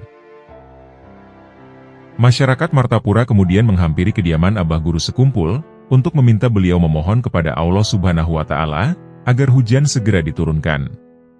Seperti yang diharapkan oleh masyarakat Martapura, Abah Guru Sekumpul langsung mengabulkan permintaan masyarakat tersebut, untuk memohon kepada Allah, agar hujan segera diturunkan di tanah mereka. Setelah menemui masyarakat, Abah Guru Sekumpul langsung menghampiri pohon pisang, yang saat itu berada di depan rumah beliau. Beliau melangitkan doa-doa, dan juga bertawasul kepada Nabi Muhammad SAW. Setelah berdoa, kemudian Abah Guru Sekumpul menggoyang-goyangkan pohon yang ada di hadapannya. Seperti yang diharapkan oleh masyarakat Martapura, tidak lama dari kejadian tersebut, tiba-tiba hujan turun dengan begitu deras. Sehingga, masyarakat Martapura pun bersyukur, dan pastinya mereka merasa lebih tenang dan senang. Ulama karismatik dari Pulau Kalimantan, Kiai Haji Muhammad Zaini Abdul Goni, atau dikenal Abah Guru Sekumpul, beliau wafat pada 10 Agustus 2005, di usianya yang ke-63 tahun. Beliau tutup usia setelah mengalami sakit pada ginjalnya. Makam Guru Ijai berada di dekat Musola Ar-Raudhoh Martapura, Kalimantan Selatan. Makam ulama humul ini tak pernah sepi dari peziarah, terlebih menjelang Ramadan. Banyak peziarah dari berbagai daerah berdatangan. Sejak wafatnya 18 tahun lalu, Guru Sekumpul selalu dikenang oleh para muhibbinnya. Amalan-amalan yang pernah diberikannya, masih diamalkan oleh sebagian besar jemaahnya, kemudian diijazahkan kembali. Banyak keteladanan yang dapat kita petik dari seorang guru mulia Abah Guru Sekumpul, terutama sikap humulnya. Beliau salah satu ulama yang tidak mau terkenal, tapi Allah Subhanahu wa Ta'ala telah membuatnya masyhur. Abah Guru Sekumpul merupakan seorang ulama yang memiliki pengaruh besar bagi masyarakat. Tak hanya di Pulau Borneo, beliau juga dikenal oleh kebanyakan Muslim di seluruh penjuru Nusantara. Guru Sekumpul diyakini seorang wali Allah yang memiliki banyak karomah. Karomah adalah kejadian yang luar biasa di luar akal manusia, yang Allah Subhanahu wa Ta'ala berikan kepada hamba-hamba pilihannya, yang bukan dari golongan Nabi dan Rasul. Salah satu karomah Abah Guru Sekumpul adalah, beliau dapat berkomunikasi dengan orang yang sudah lama wafat. Kisah karomah ini disaksikan oleh Tuan Guru Haji Muhammad Idram, ayahanda Kiai Haji Muhammad Ansori El-Karim. Berikut kisah karomah Guru Sekumpul, yang diceritakan oleh Kiai Haji Muhammad Ansori El-Karim, dalam bukunya berjudul 100 Karomah dan Kemuliaan Abah Guru Sekumpul. Dikisahkan pada awal tahun 2000-an, Haji Muhammad Idram dipanggil Guru Sekumpul ke kamar mihrab, setelah acara majelis di Musola Ar-Raudhoh. "Muhammad, aku sudah istikharah beberapa kali, sepertinya yang terlintas di hadapanku ini hanya kamu. Aku minta tolong sama kamu, carikan aku keris Sampana Carita, di daerah Binuang atau di daerah Rantau," kata Abah Guru Sekumpul. Tak pikir panjang, Haji Muhammad Idram langsung mengiyakan. "Inggih, insya Allah Abah Guru," jawab Haji Muhammad Idram dengan singkat. Kemudian, Haji Muhammad Idram mencari jejak besi yang disebut Sampana Carita itu, ke berbagai tempat yang telah disebutkan Abah Guru Sekumpul. Singkat cerita, setelah melihat keris yang terlihat tampak bertuah, maka langsung dibawanya ke Sekumpul. Namun, ternyata bukan itu yang dimaksud Abah Guru Sekumpul. Tak berhenti di situ, pencarian keris Sampana Carita itu dilakukan hingga beberapa bulan. Haji Muhammad Idram dibantu oleh sang putra, Kiai Haji Muhammad Ansori Al-Karim, yang kemudian menuliskan buku Karomah Abah Guru Sekumpul. Meski tak kunjung ketemu, perjuangan Haji Muhammad Idram bersama putranya terus dilanjutkan tanpa lelah. Suatu saat, ia dipanggil oleh Abah Guru Sekumpul. Ayahanda Guru Kiai Haji Ansori ini pun terpaksa menghadap, tanpa membawa keris yang dicari. "Bagaimana Muhammad? Belum dapatkah?" tanya Abah Guru Sekumpul, yang sepertinya tahu kondisi Haji Muhammad Idram saat itu. "Inggi Abah Guru, saya belum dapat," jawab Haji Muhammad Idram. Abah Guru memaklumi, jika ia belum menemukan keris yang dicarinya. Lalu Abah Guru Sekumpul sedikit bercerita. "Keris Sampana Carita itu sebenarnya dekat dengan kamu. Kamu tahu kan Haji Johan?" "Inggi Abah Guru, itu masih kerabat, dan jadi anak angkat saya juga," jawab Haji Muhammad Idram. Abahnya Haji Johan, namanya Haji Usman, beliau sudah datang ke sini dan memberitahu bahwa Sampana Carita itu ada di tempatnya Haji Johan, kata Abah Guru Sekumpul kepada Haji Muhammad Idram. Haji Muhammad Idram manggut-manggut mendengar cerita Abah Guru Sekumpul. Menurut Haji Muhammad Idram, ini adalah sebuah keganjilan. Karena diketahui, Haji Usman itu sebenarnya sudah meninggal puluhan tahun sebelumnya. Sebuah karomah nyata, Abah Guru bisa berkomunikasi dengan orang yang sudah lama wafat. "Jadi kamu Muhammad, datangi ke sana, ke tempatnya Haji Johan. Apabila dia bisa ke sini, ya bawa dia ke sini. Nanti telepon dulu saya," pinta Abah Guru Sekumpul. "Inggih Abah Guru," jawabnya mengiyakan permintaan Guru Ijai. Setelah mendapat perintah tersebut, Haji Muhammad Idram kemudian pamit untuk pulang. Pada suatu hari, Haji Muhammad Idram, Kiai Haji Muhammad Ansori Al-Karim, dan Haji Johan sekeluarga, mereka semua sowan ke Sekumpul, untuk menyerahkan besi Sampana Carita tersebut. Demikian salah satu kisah karomah Abah Guru Sekumpul. Kisah ini disarikan dari buku 100 Karomah dan Kemuliaan Abah Guru Sekumpul, yang ditulis Kiai Haji Muhammad Ansori Al-Karim. Ada satu keluarga yang sangat miskin di Martapura. Diketahui, keluarga ini sangat mencintai dan menghormati Abah Guru Sekumpul. Hingga suatu saat, keluarga tersebut memiliki hajatan atau selamatan. Karena kecintaannya yang sangat luar biasa kepada Abah Guru Sekumpul, sang ayah mencoba memberanikan diri untuk mengundang Abah Guru Sekumpul ke acara tersebut. Akhirnya, sang ayah pun berjalan menuju rumah Abah Guru Sekumpul, namun sayangnya sang ayah tidak berhasil menemui Abah Guru Sekumpul saat itu. Sehingga, sang ayah hanya mengundang Abah Guru Sekumpul melalui hodam beliau saja. Tak lama kemudian, maka pulanglah sang ayah ke rumah dengan perasaan harap-harap cemas sambil berdoa. "Ya Allah, mudahan Abah Guru mau datang ke hajatan saya malam ini." Maka tibalah saat hajatan atau selamatan akan segera dimulai.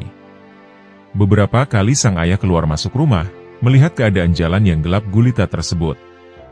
Para undangan di sekitar pun mulai berdatangan, sampai-sampai sang ayah telah berputus asa, sambil berkata di dalam hati, "Apakah mungkin Abah Guru mau datang ke rumah yang reot ini, rumah si miskin ini?" Tidak beberapa lama setelah itu, tiba-tiba suasana di sekitar berubah. Nampak terlihat orang-orang berlarian ke suatu tempat. Maka sang ayah pun ikut mendatangi ke arah keramaian tersebut. "Ada apa gerangan hal yang terjadi?" tanya sang ayah dalam hati. Masya Allah, terlihat Abah Guru Sekumpul dan beberapa orang mengikuti di belakang beliau, berjalan menuju ke rumah sang ayah yang fakir miskin itu.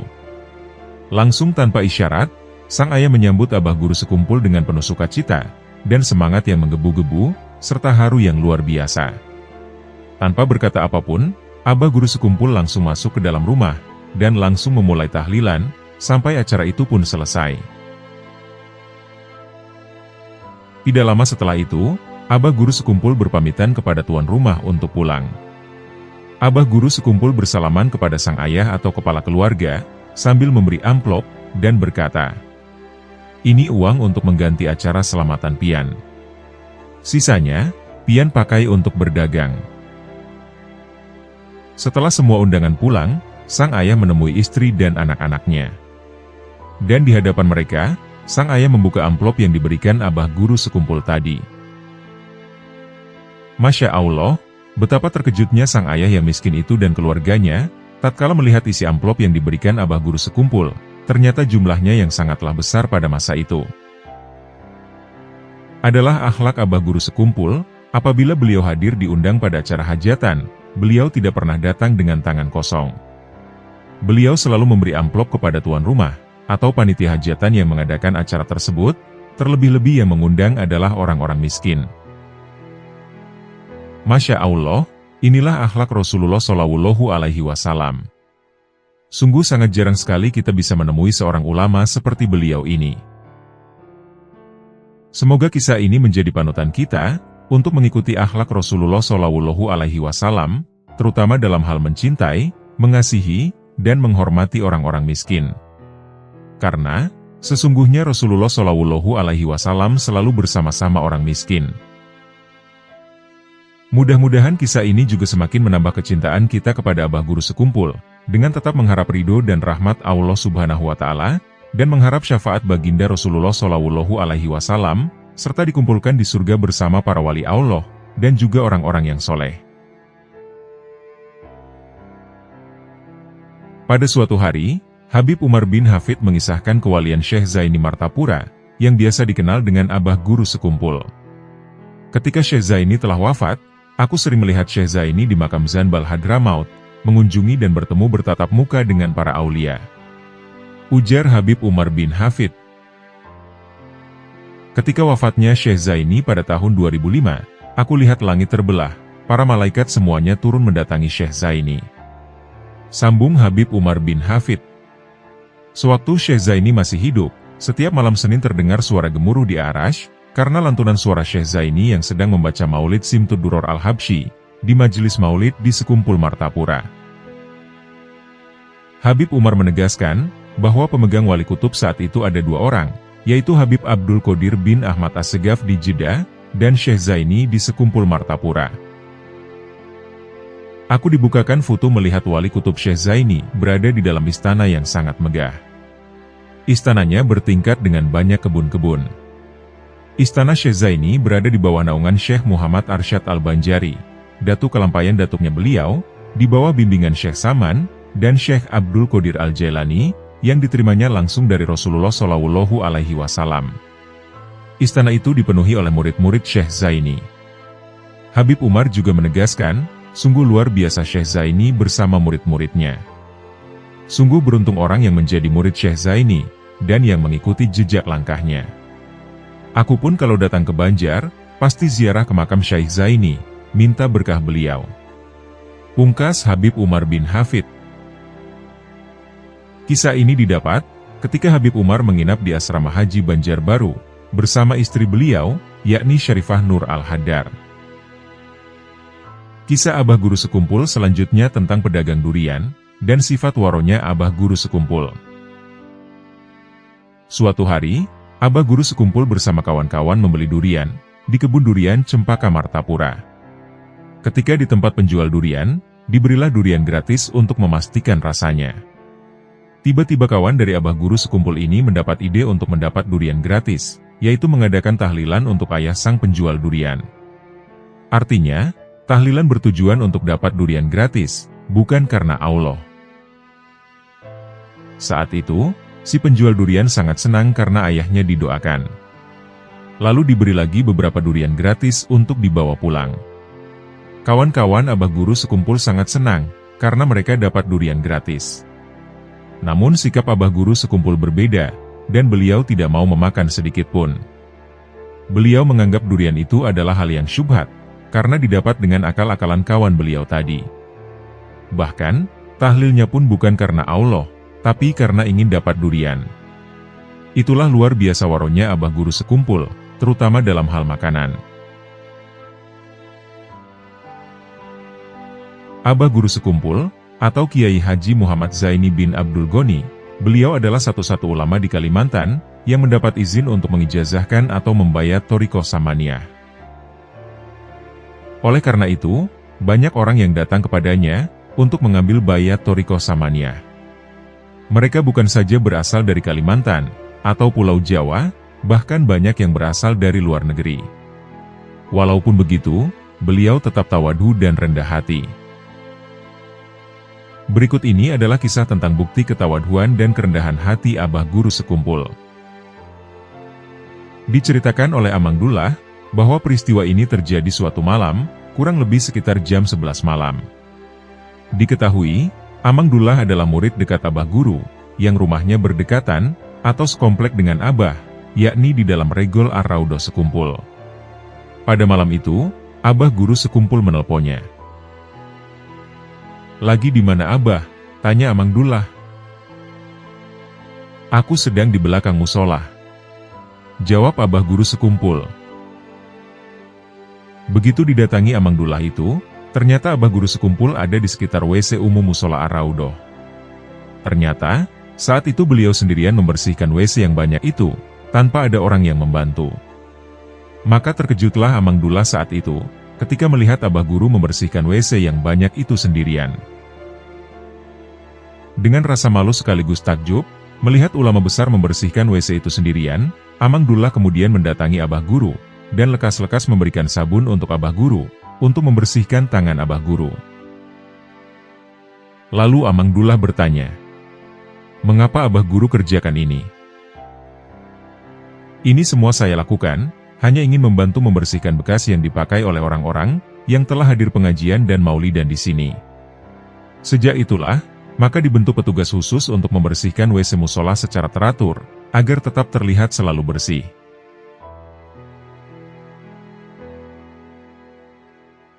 Guru Ijai atau juga yang biasa dikenal sebagai Abah Guru Sekumpul. Beliau adalah salah seorang ulama karismatik yang berasal dari Pulau Kalimantan. Abah Guru Sekumpul juga merupakan salah satu wali Allah, yang juga dikenal memiliki sejumlah karomah. Selain karena banyaknya pengakuan dari para ulama, beliau juga dikenal memiliki banyak kekeramatan, atau yang biasa disebut karomah. Dalam kitab Jami'u Karomatil Aulia, karya Syekh Yusuf bin Ismail An-Nabhani, beliau menyebutkan bahwa kata al-wali punya makna yang sama dengan al-qorib, yang berarti orang yang dekat. Dalam hazanah tasawuf, wali adalah predikat atau pencapaian yang sangat tinggi dalam perjalanan manusia, bahkan tertinggi yang dapat dicapai manusia biasa menuju Allah Subhanahu wa Ta'ala. Derajat kewalian pada dasarnya tidak begitu saja diberikan, tetapi melalui perjalanan panjang menuju Sang Kholik. Buah dari takwa dan taat yang dilakukan terus-menerus. Dan untuk mencapai derajat itu orang harus melalui syariat yang dijalani secara istiqomah, dilakukan dengan penuh penghayatan melalui tarekat, hingga menemukan kedalaman hakikat. Imam Al-Qusyairi menyebutkan, beberapa ciri-ciri seorang wali dalam kondisi kesadarannya, tidak sedang berasyik masyuk dengan Allah, antara lain, mengerahkan segala kemampuannya untuk memenuhi hak-hak Allah. Menyebarkan kasih sayang kepada segala makhluk, tanpa ada rasa benci. Konsisten menanggung penderitaan dan cobaan. Sangat berkeinginan agar semua makhluk ini selamat. Menghindarkan diri dari segala yang menyusahkan orang lain. Jika kita melihat keseluruhan perjalanan hidup Abah Guru Sekumpul, maka nampaknya beliau telah memenuhi klasifikasi tersebut.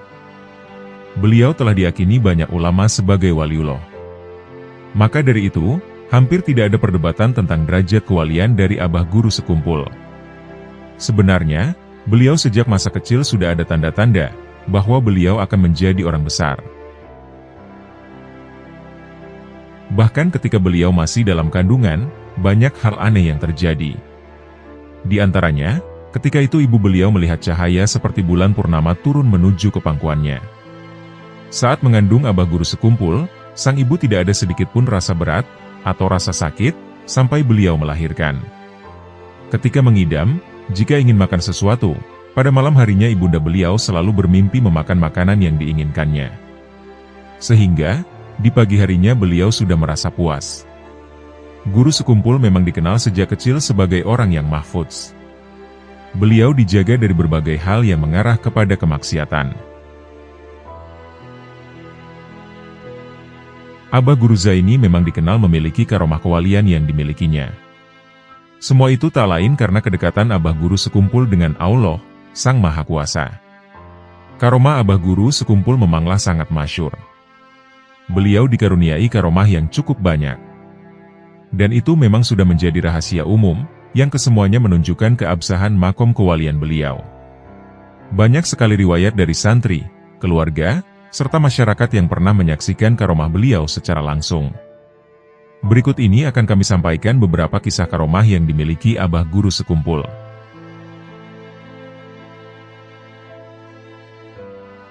Pada suatu hari, datang rombongan para habaib dari berbagai daerah ke Kalimantan Selatan, tepatnya ke kediaman Kiai Haji Muhammad Zaini bin Abdul Goni Al-Banjari, atau yang kita kenal sebagai Abah Guru Sekumpul. Sudah tradisi beliau untuk memuliakan tamu-tamu. Abah Guru apabila menerima tamu dari luar daerah, apalagi para habaib, maka Abah Guru Sekumpul akan meminta tamu tersebut untuk menginap beberapa hari di kediaman beliau.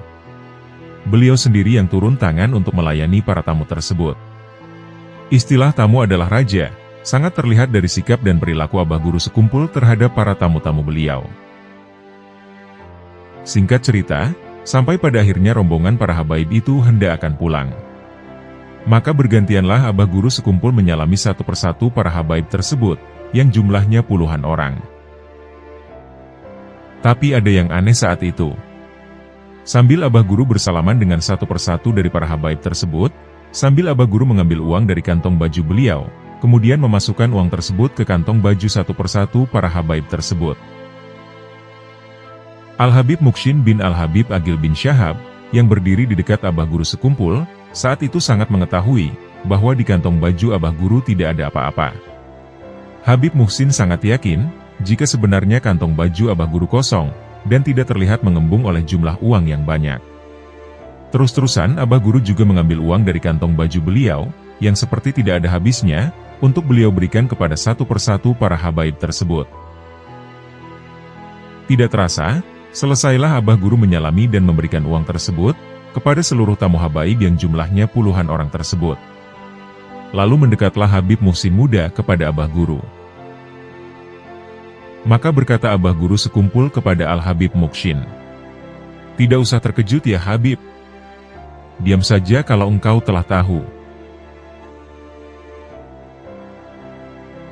Berikut ini kisah tentang karomah Abah Guru Sekumpul hadiri ibadah haji, walau dirinya berada di rumah. Riwayat ini dikisahkan oleh Guru Bakri, tentang beberapa karomah dari Abah Guru Sekumpul yang diketahuinya. Karena semasa Abah Guru Sekumpul masih ada, Guru Bakri banyak menyaksikan sendiri kelebihan Guru Sekumpul. Saat musim haji waktu itu, Guru Bakri sedang menunaikan ibadah haji. Dan kebetulan di kota Mekah sedang turun hujan. Waktu itu sedang ada Haji Akbar, yang mana Guru Bakri dan rombongannya kebetulan sedang mengikuti. Kisahnya, Guru Bakri saat itu bersama rombongan melihat Abah Guru Sekumpul sedang mengenakan ihram. Beliau terlihat saat sedang tawaf dan ketika sedang berada di Padang Arafah. Untuk meyakinkan dirinya, Guru Bakri menelpon temannya di Kalimantan, untuk menanyakan keberadaan Guru Sekumpul dan majelis beliau. Temannya berkata, bahwa Guru Sekumpul sedang ada di pesantren, dan majelis Sekumpul juga akan berlangsung. Untuk lebih memastikan lagi, setelah pulang dari Tanah Suci, Guru Bakri langsung menuju kediaman Abah Guru Sekumpul. Di sana dia bertemu Ibu Rohmah, yang merupakan adik Guru Sekumpul. Guru Bakri kemudian bertanya, apakah Guru Sekumpul tahun ini berangkat haji? Ibu Rohmah kemudian berkata, bahwa Abah Guru Sekumpul tidak haji tahun ini. Namun Ibu Rohmah pernah menjumpai Abah Guru Sekumpul sedang memakai baju ihram. Saat itu, Ibu Rohmah lewat depan kamar Guru Sekumpul, yang kebetulan pintu kamar beliau sedikit terbuka. Ibu Rohmah juga heran, dan bercerita kepada Guru Bakri, bahwa kain yang Guru Sekumpul pakai nampak basah, seperti habis kehujanan. Mendengar kesaksian Ibu Rohmah, Guru Bakri menjadi yakin, bahwa yang dilihatnya waktu tawaf dan di Padang Arafah adalah Abah Guru Sekumpul. Abah Guru Sekumpul memang seringkali terlihat hadir di beberapa tempat secara bersamaan. Itulah salah satu dari karomah kewalian yang dimiliki Abah Guru Sekumpul. Di kisah yang lain, ada karomah abah guru yang mampu mempertemukan seorang Habib dengan Rasulullah. Tarim Hadramaut adalah kota para habaib, dan banyak melahirkan para wali kutub. Ada seorang Habib sepuh yang bernama Habib Ahmad Assegaf, yang dikenal telah mengarang qasidah Baina Katifaihi Alamah. Sehingga, di Martapura beliau kemudian terkenal dengan sebutan Habib Baina Katifai. Beliau ini seumuran dengan Al-Kutub Habib Abdul Qadir Jeddah. Diketahui, beliau ini mempunyai kelebihan. Pada malam hari, beliau terbiasa bermimpi dengan baginda Rasulullah Shallallahu Alaihi Wasallam. Habib-habib zaman dulu, walau sering bermimpi dengan baginda Rasulullah Shallallahu Alaihi Wasallam, mereka masih sakit hati kalau belum bertemu secara terjaga dengan baginda Nabi. Akhirnya, beliau mendapat isyarat dari Rasulullah Shallallahu Alaihi Wasallam dalam mimpi. Ahmad, kalau kamu ingin bertemu saya, maka temuilah Zaini orang Martapura Banjarmasin. Maka bergegaslah beliau menuju Martapura, yang diketahui berada di Indonesia. Dan sesampainya di Jakarta, beliau dihalang-halangi oleh orang yang dengki dengan guru sekumpul. Akan tetapi, beliau tak menghiraukannya, dan mampu menerobosnya, karena beliau ingat dengan isyarat dari baginda Rasulullah Shallallahu Alaihi Wasallam. Singkat cerita, akhirnya bertemulah Habib Ahmad Assegaf dengan guru sekumpul. Beliau kemudian mengutarakan maksud kedatangannya. Kemudian oleh guru sekumpul diberi amaliyah-amaliyah, yang kemudian beliau amalkan. Tidak berapa lama setelah itu, pada suatu pagi Habib Ahmad Assegaf melaporkan ke guru sekumpul, tentang pertemuannya secara yakodzo atau terjaga, dengan baginda Rasulullah Shallallahu Alaihi Wasallam. Oleh guru sekumpul kemudian dijawab, "Sebelum ke tempat Anda, Rasulullah Shallallahu Alaihi Wasallam menemui saya terlebih dahulu." Langsung seketika Habib Ahmad memeluk guru sekumpul. Beberapa kisah karomahnya abah guru, diantaranya saat beliau masih di kampung keraton. Abah guru sekumpul biasanya duduk dengan beberapa orang, sambil bercerita tentang orang-orang terdahulu, untuk mengambil pelajaran dari kisah itu. Suatu saat, beliau bercerita tentang buah rambutan, yang saat itu belum musimnya. Tiba-tiba, beliau mengacungkan tangannya ke belakang, seolah-olah mengambil sesuatu. Dan mendadak, di tangan beliau sudah memegang buah rambutan matang, yang kemudian beliau makan. Dikisahkan, beliau juga bisa memperbanyak makanan. Setelah makan sepiring sampai habis, tiba-tiba makanan di piring itu penuh lagi, seakan-akan tak dimakan olehnya. Kelebihan lain yang dimiliki guru sekumpul adalah, beliau mampu hafal Al-Quran sejak berusia 7 tahun. Beliau juga hafal tafsir Jalalain pada usia 9 tahun. Dalam usia kurang lebih 10 tahun, sudah mendapat khususiat, atau anugerah, berupa kasyaf hisi, yaitu melihat dan mendengar apa yang ada di dalam atau yang terdinding. Pada usia 9 tahun pas malam Jumat, guru sekumpul pernah bermimpi melihat sebuah kapal besar turun dari langit. Di depan pintu kapal berdiri seorang penjaga dengan jubah putih, dan di daun pintu masuk kapal tertulis Safinahal Aulia, yang berarti kapalnya para wali. Beliau ingin masuk, tapi dihalau penjaga hingga tersungkur, dan beliau pun terbangun. Pada malam Jumat berikutnya, ia kembali bermimpi hal serupa. Pada malam Jumat ketiga, ia juga kembali bermimpi serupa. Tapi kali ini, ia dipersilahkan masuk dan disambut oleh salah seorang syekh. Ketika sudah masuk, ia melihat masih banyak kursi yang kosong. Saat guru sekumpul merantau ke Jawa untuk mencari ilmu, tak disangka, orang yang pertama kali menyambutnya dan menjadi gurunya, ialah orang yang menyambutnya dalam mimpi tersebut. Kisah lain, suatu hari abah guru sekumpul berburu burung. Ketika sampai di padang karang, ia mendengar suara zikir kalimat tauhid. Spontan, ia pun berjalan naik ke kampung karang tengah mencari asal suara itu. Ternyata, zikir itu berasal dari makam Tuan Guru Haji Abdullah Khotib. Akhirnya, beliau pun langsung berziarah di sana. Dan setiap tengah malam bulan terang, guru sekumpul diketahui sering melakukan ziarah ke makam tersebut. Pada suatu malam di daerah Istanbul, ada seorang pastur yang mobilnya tengah mogok karena kehabisan bensin. Tak ada kios yang buka, dan tempatnya pun jauh dari pemukiman. Tiba-tiba melintaslah mobil yang sedang membawa abah guru sekumpul. Karena terlihat sedang terkena musibah, akhirnya abah guru sekumpul berhenti, guna menanyakan keadaan sang pastur. Setelah mendengar penjelasan dari sang pastur, akhirnya abah guru sekumpul menyarankan agar sang pastur mengambil air dari sungai. Sang pastur awalnya tak percaya, dikarenakan abah guru sekumpul menyuruhnya memasukkan air sungai ke dalam mobilnya. Tapi keajaiban terjadi saat itu. Setelah di-starter, tiba-tiba mobil sang pastur bisa menyala dan berjalan kembali. Akhirnya, sang pastur pun berterima kasih kepada abah guru sekumpul, dan ia pun bisa pulang ke rumah dengan selamat. Beberapa waktu setelahnya, sang pastur akhirnya memutuskan masuk Islam, dan sampai saat ini ia pun sudah menjadi seorang muslim.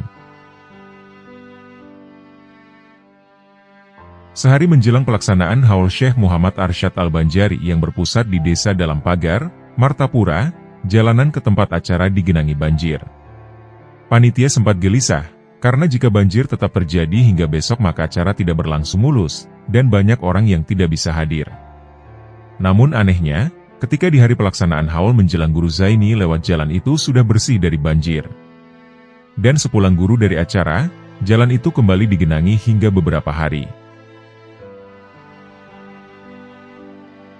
Pada tahun 1982, terjadi kemarau panjang di wilayah Martapura dan sekitarnya, yang menyebabkan sumur-sumur dan sumber air bersih kering.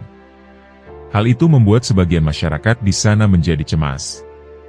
Melihat kondisi tersebut, banyak orang yang datang dan minta doakan kepada Guru Zaini, agar hujan segera turun. Ketika itu, tiba-tiba beliau turun dari rumah, dan menuju ke sebatang pohon pisang yang masih kecil. Beliau kemudian menggoyang-goyang pohon pisang itu. Orang yang hadir saat itu bingung dengan apa yang dilakukan Guru Zaini. Namun saat itu juga, terjadi hujan yang sangat lebat. Suatu ketika, di desa Keraton, Guru Zaini menerima tamu. Tamu itu berpura-pura minta air yang didoakan.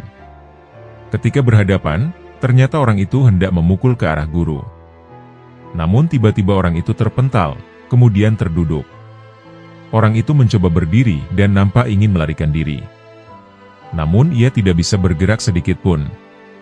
Ia tidak bisa berbuat apa-apa, selain pasrah dengan apa yang akan terjadi. Guru kemudian menyuruhnya untuk pulang. Barulah dia bisa berdiri dan kembali pulang. Suatu saat di tengah pengajian, abah guru sekumpul tiba-tiba berdiri dan langsung berteriak. "Api! Api! Lakas padamkan apinya!" Ucap beliau dengan keadaan panik. Ternyata, saat itu tengah terjadi kebakaran besar di Kota Baru, Pulau Laut. Masih di Keraton, saat itu ada majelis pembacaan kitab tafsir Marahul Labib. Saat itu, ada jemaah di luar rumah, persisnya di bawah pisang yang sedang merokok. Abah Guru Zaini yang tengah membaca kitab, saat itu langsung memberi teguran agar ia berhenti merokok. Padahal, jaraknya cukup jauh dari Guru Zaini. Dan itu pun masih terhalang dinding rumah.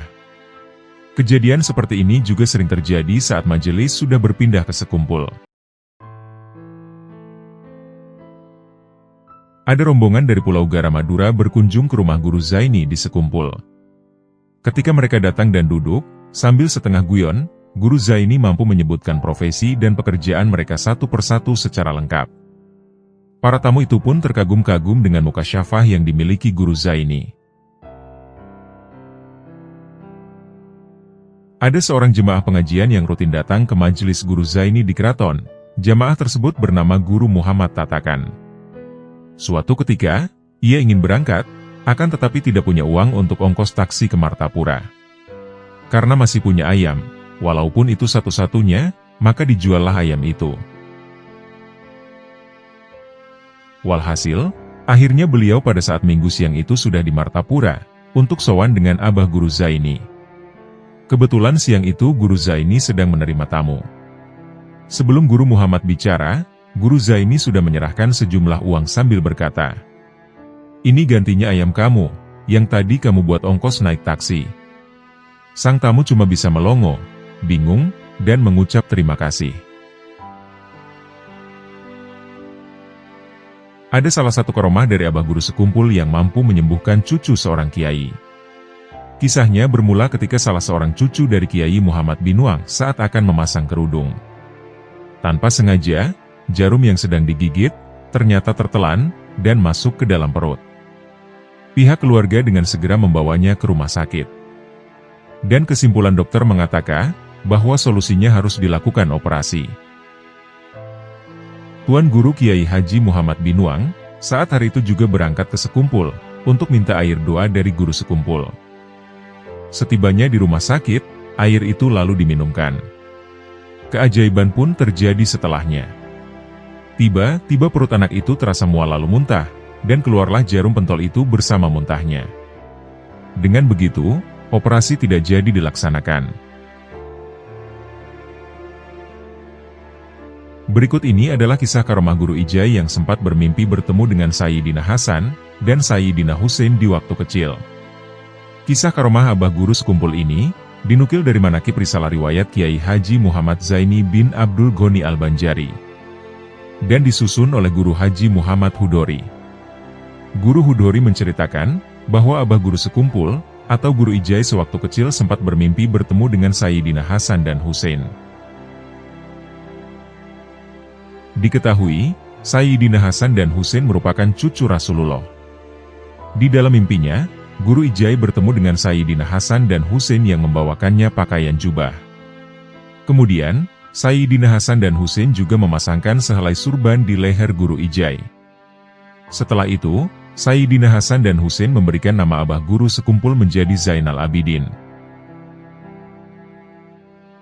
Setelah bangun dari tidurnya, Abah Guru Sekumpul menceritakan mimpi tersebut kepada ayahnya. Kemudian, ayahnya mengganti nama Guru Ijai yang dulunya Kusyairi, menjadi Muhammad Zaini. Ternyata, kisah karomah Guru Ijai yang bermimpi bertemu dengan Sayyidina Hasan dan Husein ini, merupakan sebuah asal-usul pergantian nama beliau yang sekarang. Suatu malam di Sekumpul, Abah Guru Zaini tiba-tiba bicara pada istri beliau. Abah Guru Zaini mengatakan bahwa ia kepengen memakan ikan baung. Sedangkan, ikan itu biasanya dijual di siang hari saja dan saat itu pun belum musimnya. Namun anehnya, tak lama sesudah itu, ada seorang tamu entah dari mana, yang datang untuk menyerahkan ikan baung yang masih segar. Dikisahkan, bahwa Abah Guru Sekumpul merupakan anak yang sangat taat sejak masih kecil. Ketika berumur belasan tahun, beliau diajak salah seorang temannya jalan-jalan ke sebuah pasar. Abah Guru Sekumpul pun mengiyakan karena jaraknya tidak terlalu jauh dari kediaman beliau. Tidak terasa mereka berjalan, tiba-tiba temannya berhenti tepat di depan sebuah bioskop. Temannya tersebut mengajak Abah Guru Sekumpul untuk masuk bioskop untuk menonton. Dengan berbagai alasan, Abah Guru Sekumpul mencoba menolak ajakan temannya dengan halus. Karena beliau menolak, akhirnya temannya tersebut memaksa dan menarik tangan Abah Guru Sekumpul.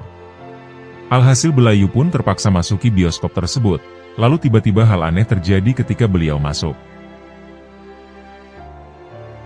Seluruh aliran listrik yang ada di bioskop tersebut tiba-tiba padam tanpa diketahui apa penyebabnya.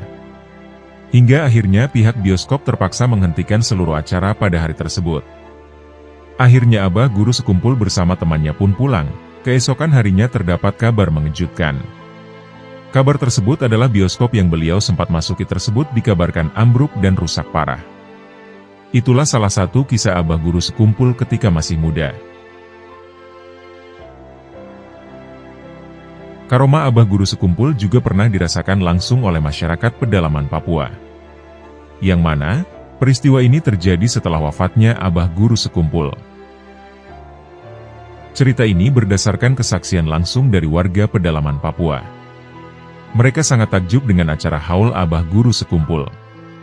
Padahal mereka belum lama masih mendapatkan asupan ilmu agama dari Abah Guru Sekumpul. Peristiwa ini terjadi pada haul Abah Guru Sekumpul ke-10, tepatnya di tahun 2015. Saat itu ada rombongan dari pedalaman Papua yang datang ke lokasi acara haul di Martapura. Mereka kebingungan, karena memang baru pertama kali datang ke luar pulau, dan mereka sendiri juga tidak tahu pasti seperti apa acaranya nanti. Seperti apakah acara haul sekumpul itu? Tanya mereka dengan penasaran. Mendengar ada rombongan haul dari pedalaman Papua, panitia acara kemudian menarik mereka ke dalam makam guru sekumpul. Para rombongan yang berjumlah puluhan tersebut, kemudian penasaran dengan sosok yang mampu membuat jutaan manusia untuk hadir langsung ke Martapura. Mereka kemudian menanyakan, siapakah sosok yang diperingati, dan seperti apa wujudnya. Salah satu panitia kemudian menjelaskan, serta menunjukkan salah satu foto dari Abah Guru Sekumpul yang berada di salah satu warung. Para panitia kemudian menunjukkan sambil menceritakan sosok yang sangat mereka hormati itu.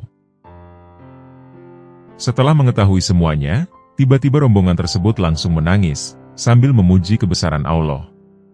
Sosok di foto yang ditunjukkan oleh seorang panitia itu, ternyata dikenal mereka sebagai guru yang mengajar akhlak kebaikan di tanah kelahiran mereka, yakni di pedalaman Papua. Mereka lalu kembali ke makam Abah Guru Sekumpul, dan kemudian meminta maaf kepada sang waliullah tersebut. Abah Guru Sekumpul telah wafat pada tanggal 10 Agustus tahun 2005. Akan tetapi menurut kisahnya rombongan dari Papua itu, beliau masih mengajarkan ketauhidan di pedalaman Papua. Tidak hanya itu, beliau juga memberi mereka ongkos pulang pergi, lengkap dengan ongkos konsumsi dan lain-lainnya.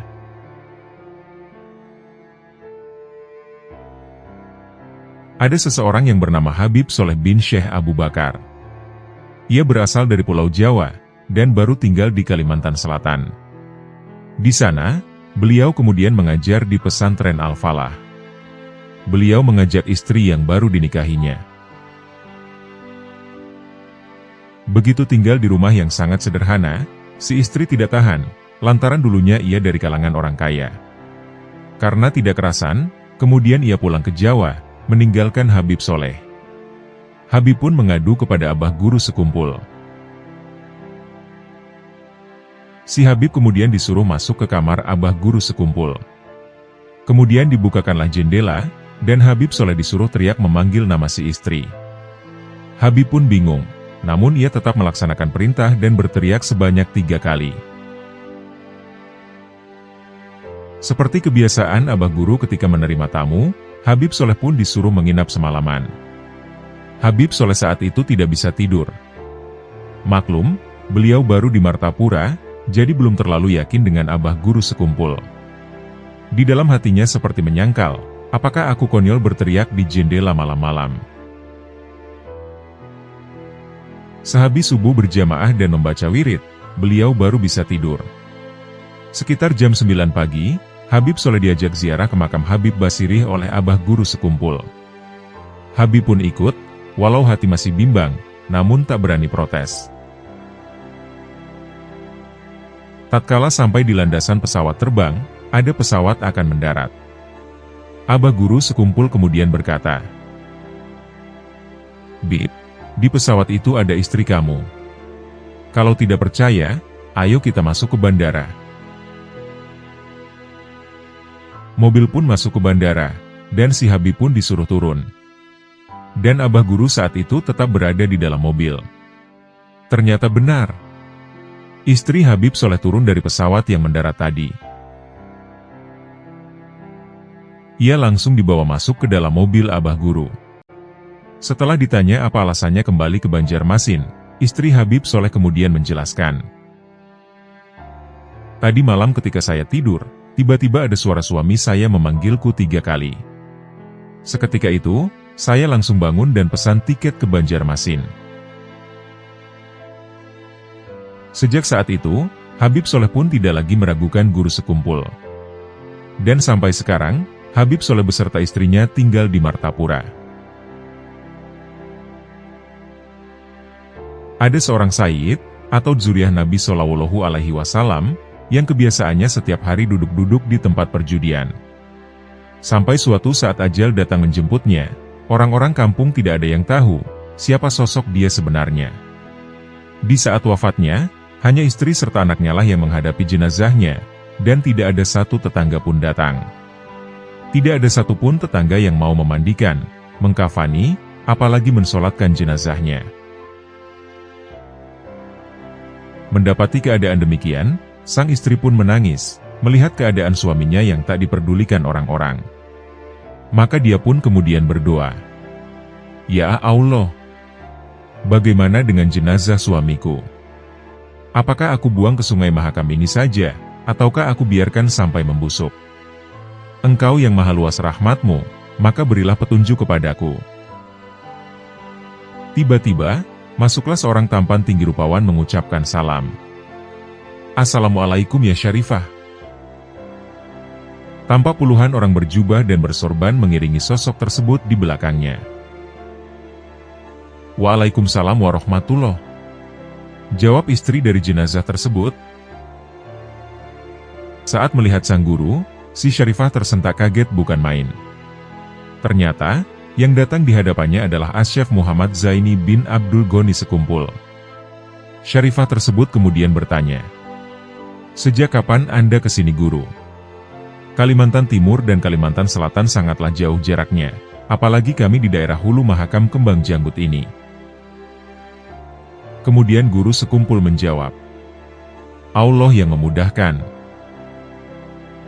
Tiba-tiba, dari luar banyak orang kampung datang, dan terperanjat, seketika tahu yang datang adalah guru Sekumpul. Maka, mereka seketika keheranan, dan salah satu dari mereka berkata, "Wahai guru, ini adalah orang yang senang berjudi, dan setiap hari kebiasaannya duduk-duduk di tempat perjudian." Guru Sekumpul tersenyum dan lalu berkata, "Apakah kamu melihat beliau sendiri main judi, atau beliau cuma duduk-duduk saja di situ tanpa main judi?" Sang penduduk pun terdiam. Kemudian Abah Guru Sekumpul berkata lagi, "Beliau ini yang tiap hari kalian lihat di tempat perjudian, beliau adalah seorang zuriat Rasulullah Shallallahu Alaihi Wasallam.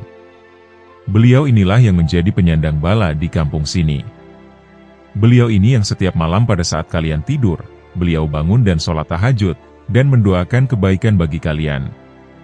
Beliau jugalah yang rela setiap hari duduk di tempat perjudian, berzikir, dan memohon ampun untuk para penjudi, agar mereka sadar. Akan tapi, kalian tidak tahu. Kalian cuma melihat dengan pandangan di zohir saja. Beliau tidak terkenal dalam pandangan masyarakat bumi, tapi beliau sangat terkenal di langit." Ada sebuah nasihat. Sedalam apapun lautan bisa ditebak, namun hati seseorang siapakah yang bisa menebak? Diriwayatkan dari Abu Hurairah radhiyallahu anhu bahwa Rasulullah Shallallahu Alaihi Wasallam pernah bersabda, "Sesungguhnya Allah tidak melihat kepada tubuh kalian, dan tidak pula kepada rupa kalian.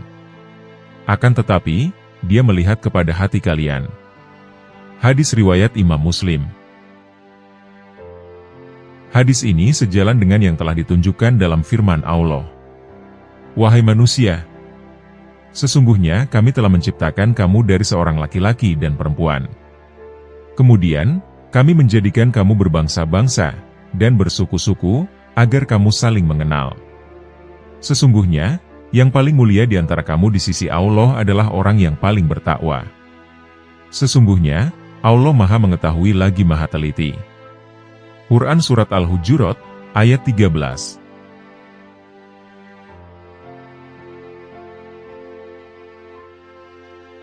Diketahui, Abah Guru Sekumpul lahir pada tanggal 11 Februari tahun 1942, atau bertepatan pada tanggal 27 Muharram, tahun 1361 Hijriah. Kampung kelahirannya berada di Desa Tunggul Irang, Martapura, Kabupaten Banjarmasin, Kalimantan Selatan. Nama dari Abah Guru Sekumpul diambil dari nama tempat beliau yang berada di Kelurahan Sekumpul. Ayah beliau bernama Abdul Ghani bin Abdul Manaf bin Muhammad Seman. Sedangkan, ibunya bernama Hajjah Masliyah binti Haji Mulia bin Muhyiddin. Abah Guru Sekumpul merupakan keturunan ke-8 dari ulama besar Banjar, Maulana Syekh Muhammad Arsyad bin Abdullah Al-Banjari. Adapun silsilahnya adalah Muhammad Zaini, bin Abdul Ghani, bin Abdul Manaf, bin Muhammad Seman, bin Muhammad Said, bin Abdullah, bin Mufti Muhammad Khalid, bin Hasanuddin, bin Syekh Muhammad Arsyad, bin Abdullah Al-Banjari. Abah Guru Sekumpul dikenal memiliki pengajian yang setia dihadiri ribuan jamaahnya. Mulanya, pengajian ini diadakan hanya untuk menunjang pelajaran para santri di Pondok Pesantren Darussalam Martapura, dengan diisi pengulangan kitab-kitab ilmu alat, seperti Nahwu dan Shorof. Namun, pada perkembangannya, jemaah yang menghadiri pengajiannya cukup beragam, bukan hanya dari kalangan santri, tetapi juga masyarakat umum. Pengajian pun mulai berkembang dengan kitab yang lebih bervariasi, mulai dari kitab-kitab fikih, tasawuf, tafsir, dan hadis. Pada kesempatan itu, Abah Guru Sekumpul juga mulai menyiarkan Maulid Al-Habsyi atau Maulid Simtud-Duror karangan Al-Habib Ali bin Muhammad Al-Habsyi. Selain itu juga, pengajian bertambah lengkap dengan diselipkan lantunan syair atau qosidah yang berisi pujian-pujian terhadap Nabi Muhammad. Karena pengajian di Keraton Martapura dirasa sudah tidak mampu lagi menampung jemaah, maka Abah Guru Sekumpul berinisiatif untuk pindah ke lokasi pengajian yang baru. Pada sekitar tahun 1980-an, Abah Guru Sekumpul memilih wilayah Sungai Kacang sebagai lokasi rumahnya sekaligus tempat pengajian yang baru. Lokasi baru itu kemudian dinamakan Kompleks Ar-Raudhoh. Penamaan tersebut mengacu pada nama Ar-Raudhoh di Masjid Nabawi Madinah. Di usianya yang sudah tidak muda lagi, Abah Guru Sekumpul mengalami sakit pada ginjalnya, hingga harus dirawat di Rumah Sakit Mount Elizabeth, Singapura. Setelah 10 hari dirawat di Singapura, pada 9 Agustus 2005, Guru Sekumpul diperbolehkan pulang. Namun, keesokan harinya, pada 10 Agustus 2005, Guru Sekumpul meninggal dunia di usia 63 tahun. Guru Sekumpul kemudian dimakamkan di Kompleks Pemakaman Keluarga, di dekat Musola Ar-Raudhoh, Kalimantan Selatan. Demikianlah manaqib, serta kisah karomah dari Abah Guru Sekumpul. Semoga Allah Subhanahu wa Ta'ala mengumpulkan kita dengan para kekasihnya, di dunia maupun akhirat. Semoga kita dapat meneladani kepribadian akhlak para kekasih Allah, serta mengambil hikmah dari kisah-kisahnya. Dan semoga dengan apa yang telah kami sampaikan, dapat menambah ketakwaan kita kepada Allah Subhanahu wa Ta'ala.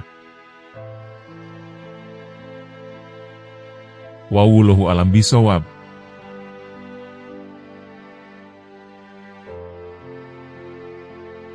Demikianlah kisah-kisah hikmah tentang kesombongan manusia. Semoga Allah menjaga kita dari segala sifat sombong dan takabur yang ada dalam diri kita. Dan semoga dengan apa yang telah kami sampaikan, dapat menambah ketakwaan kita kepada Allah Subhanahu wa Ta'ala. Wallahu a'lam bishawab. Terima kasih telah menonton video kami. Jangan lupa klik tombol subscribe, like, komen, dan share, sebagai bentuk dukungan terhadap channel kami. Wassalamualaikum warahmatullahi wabarakatuh.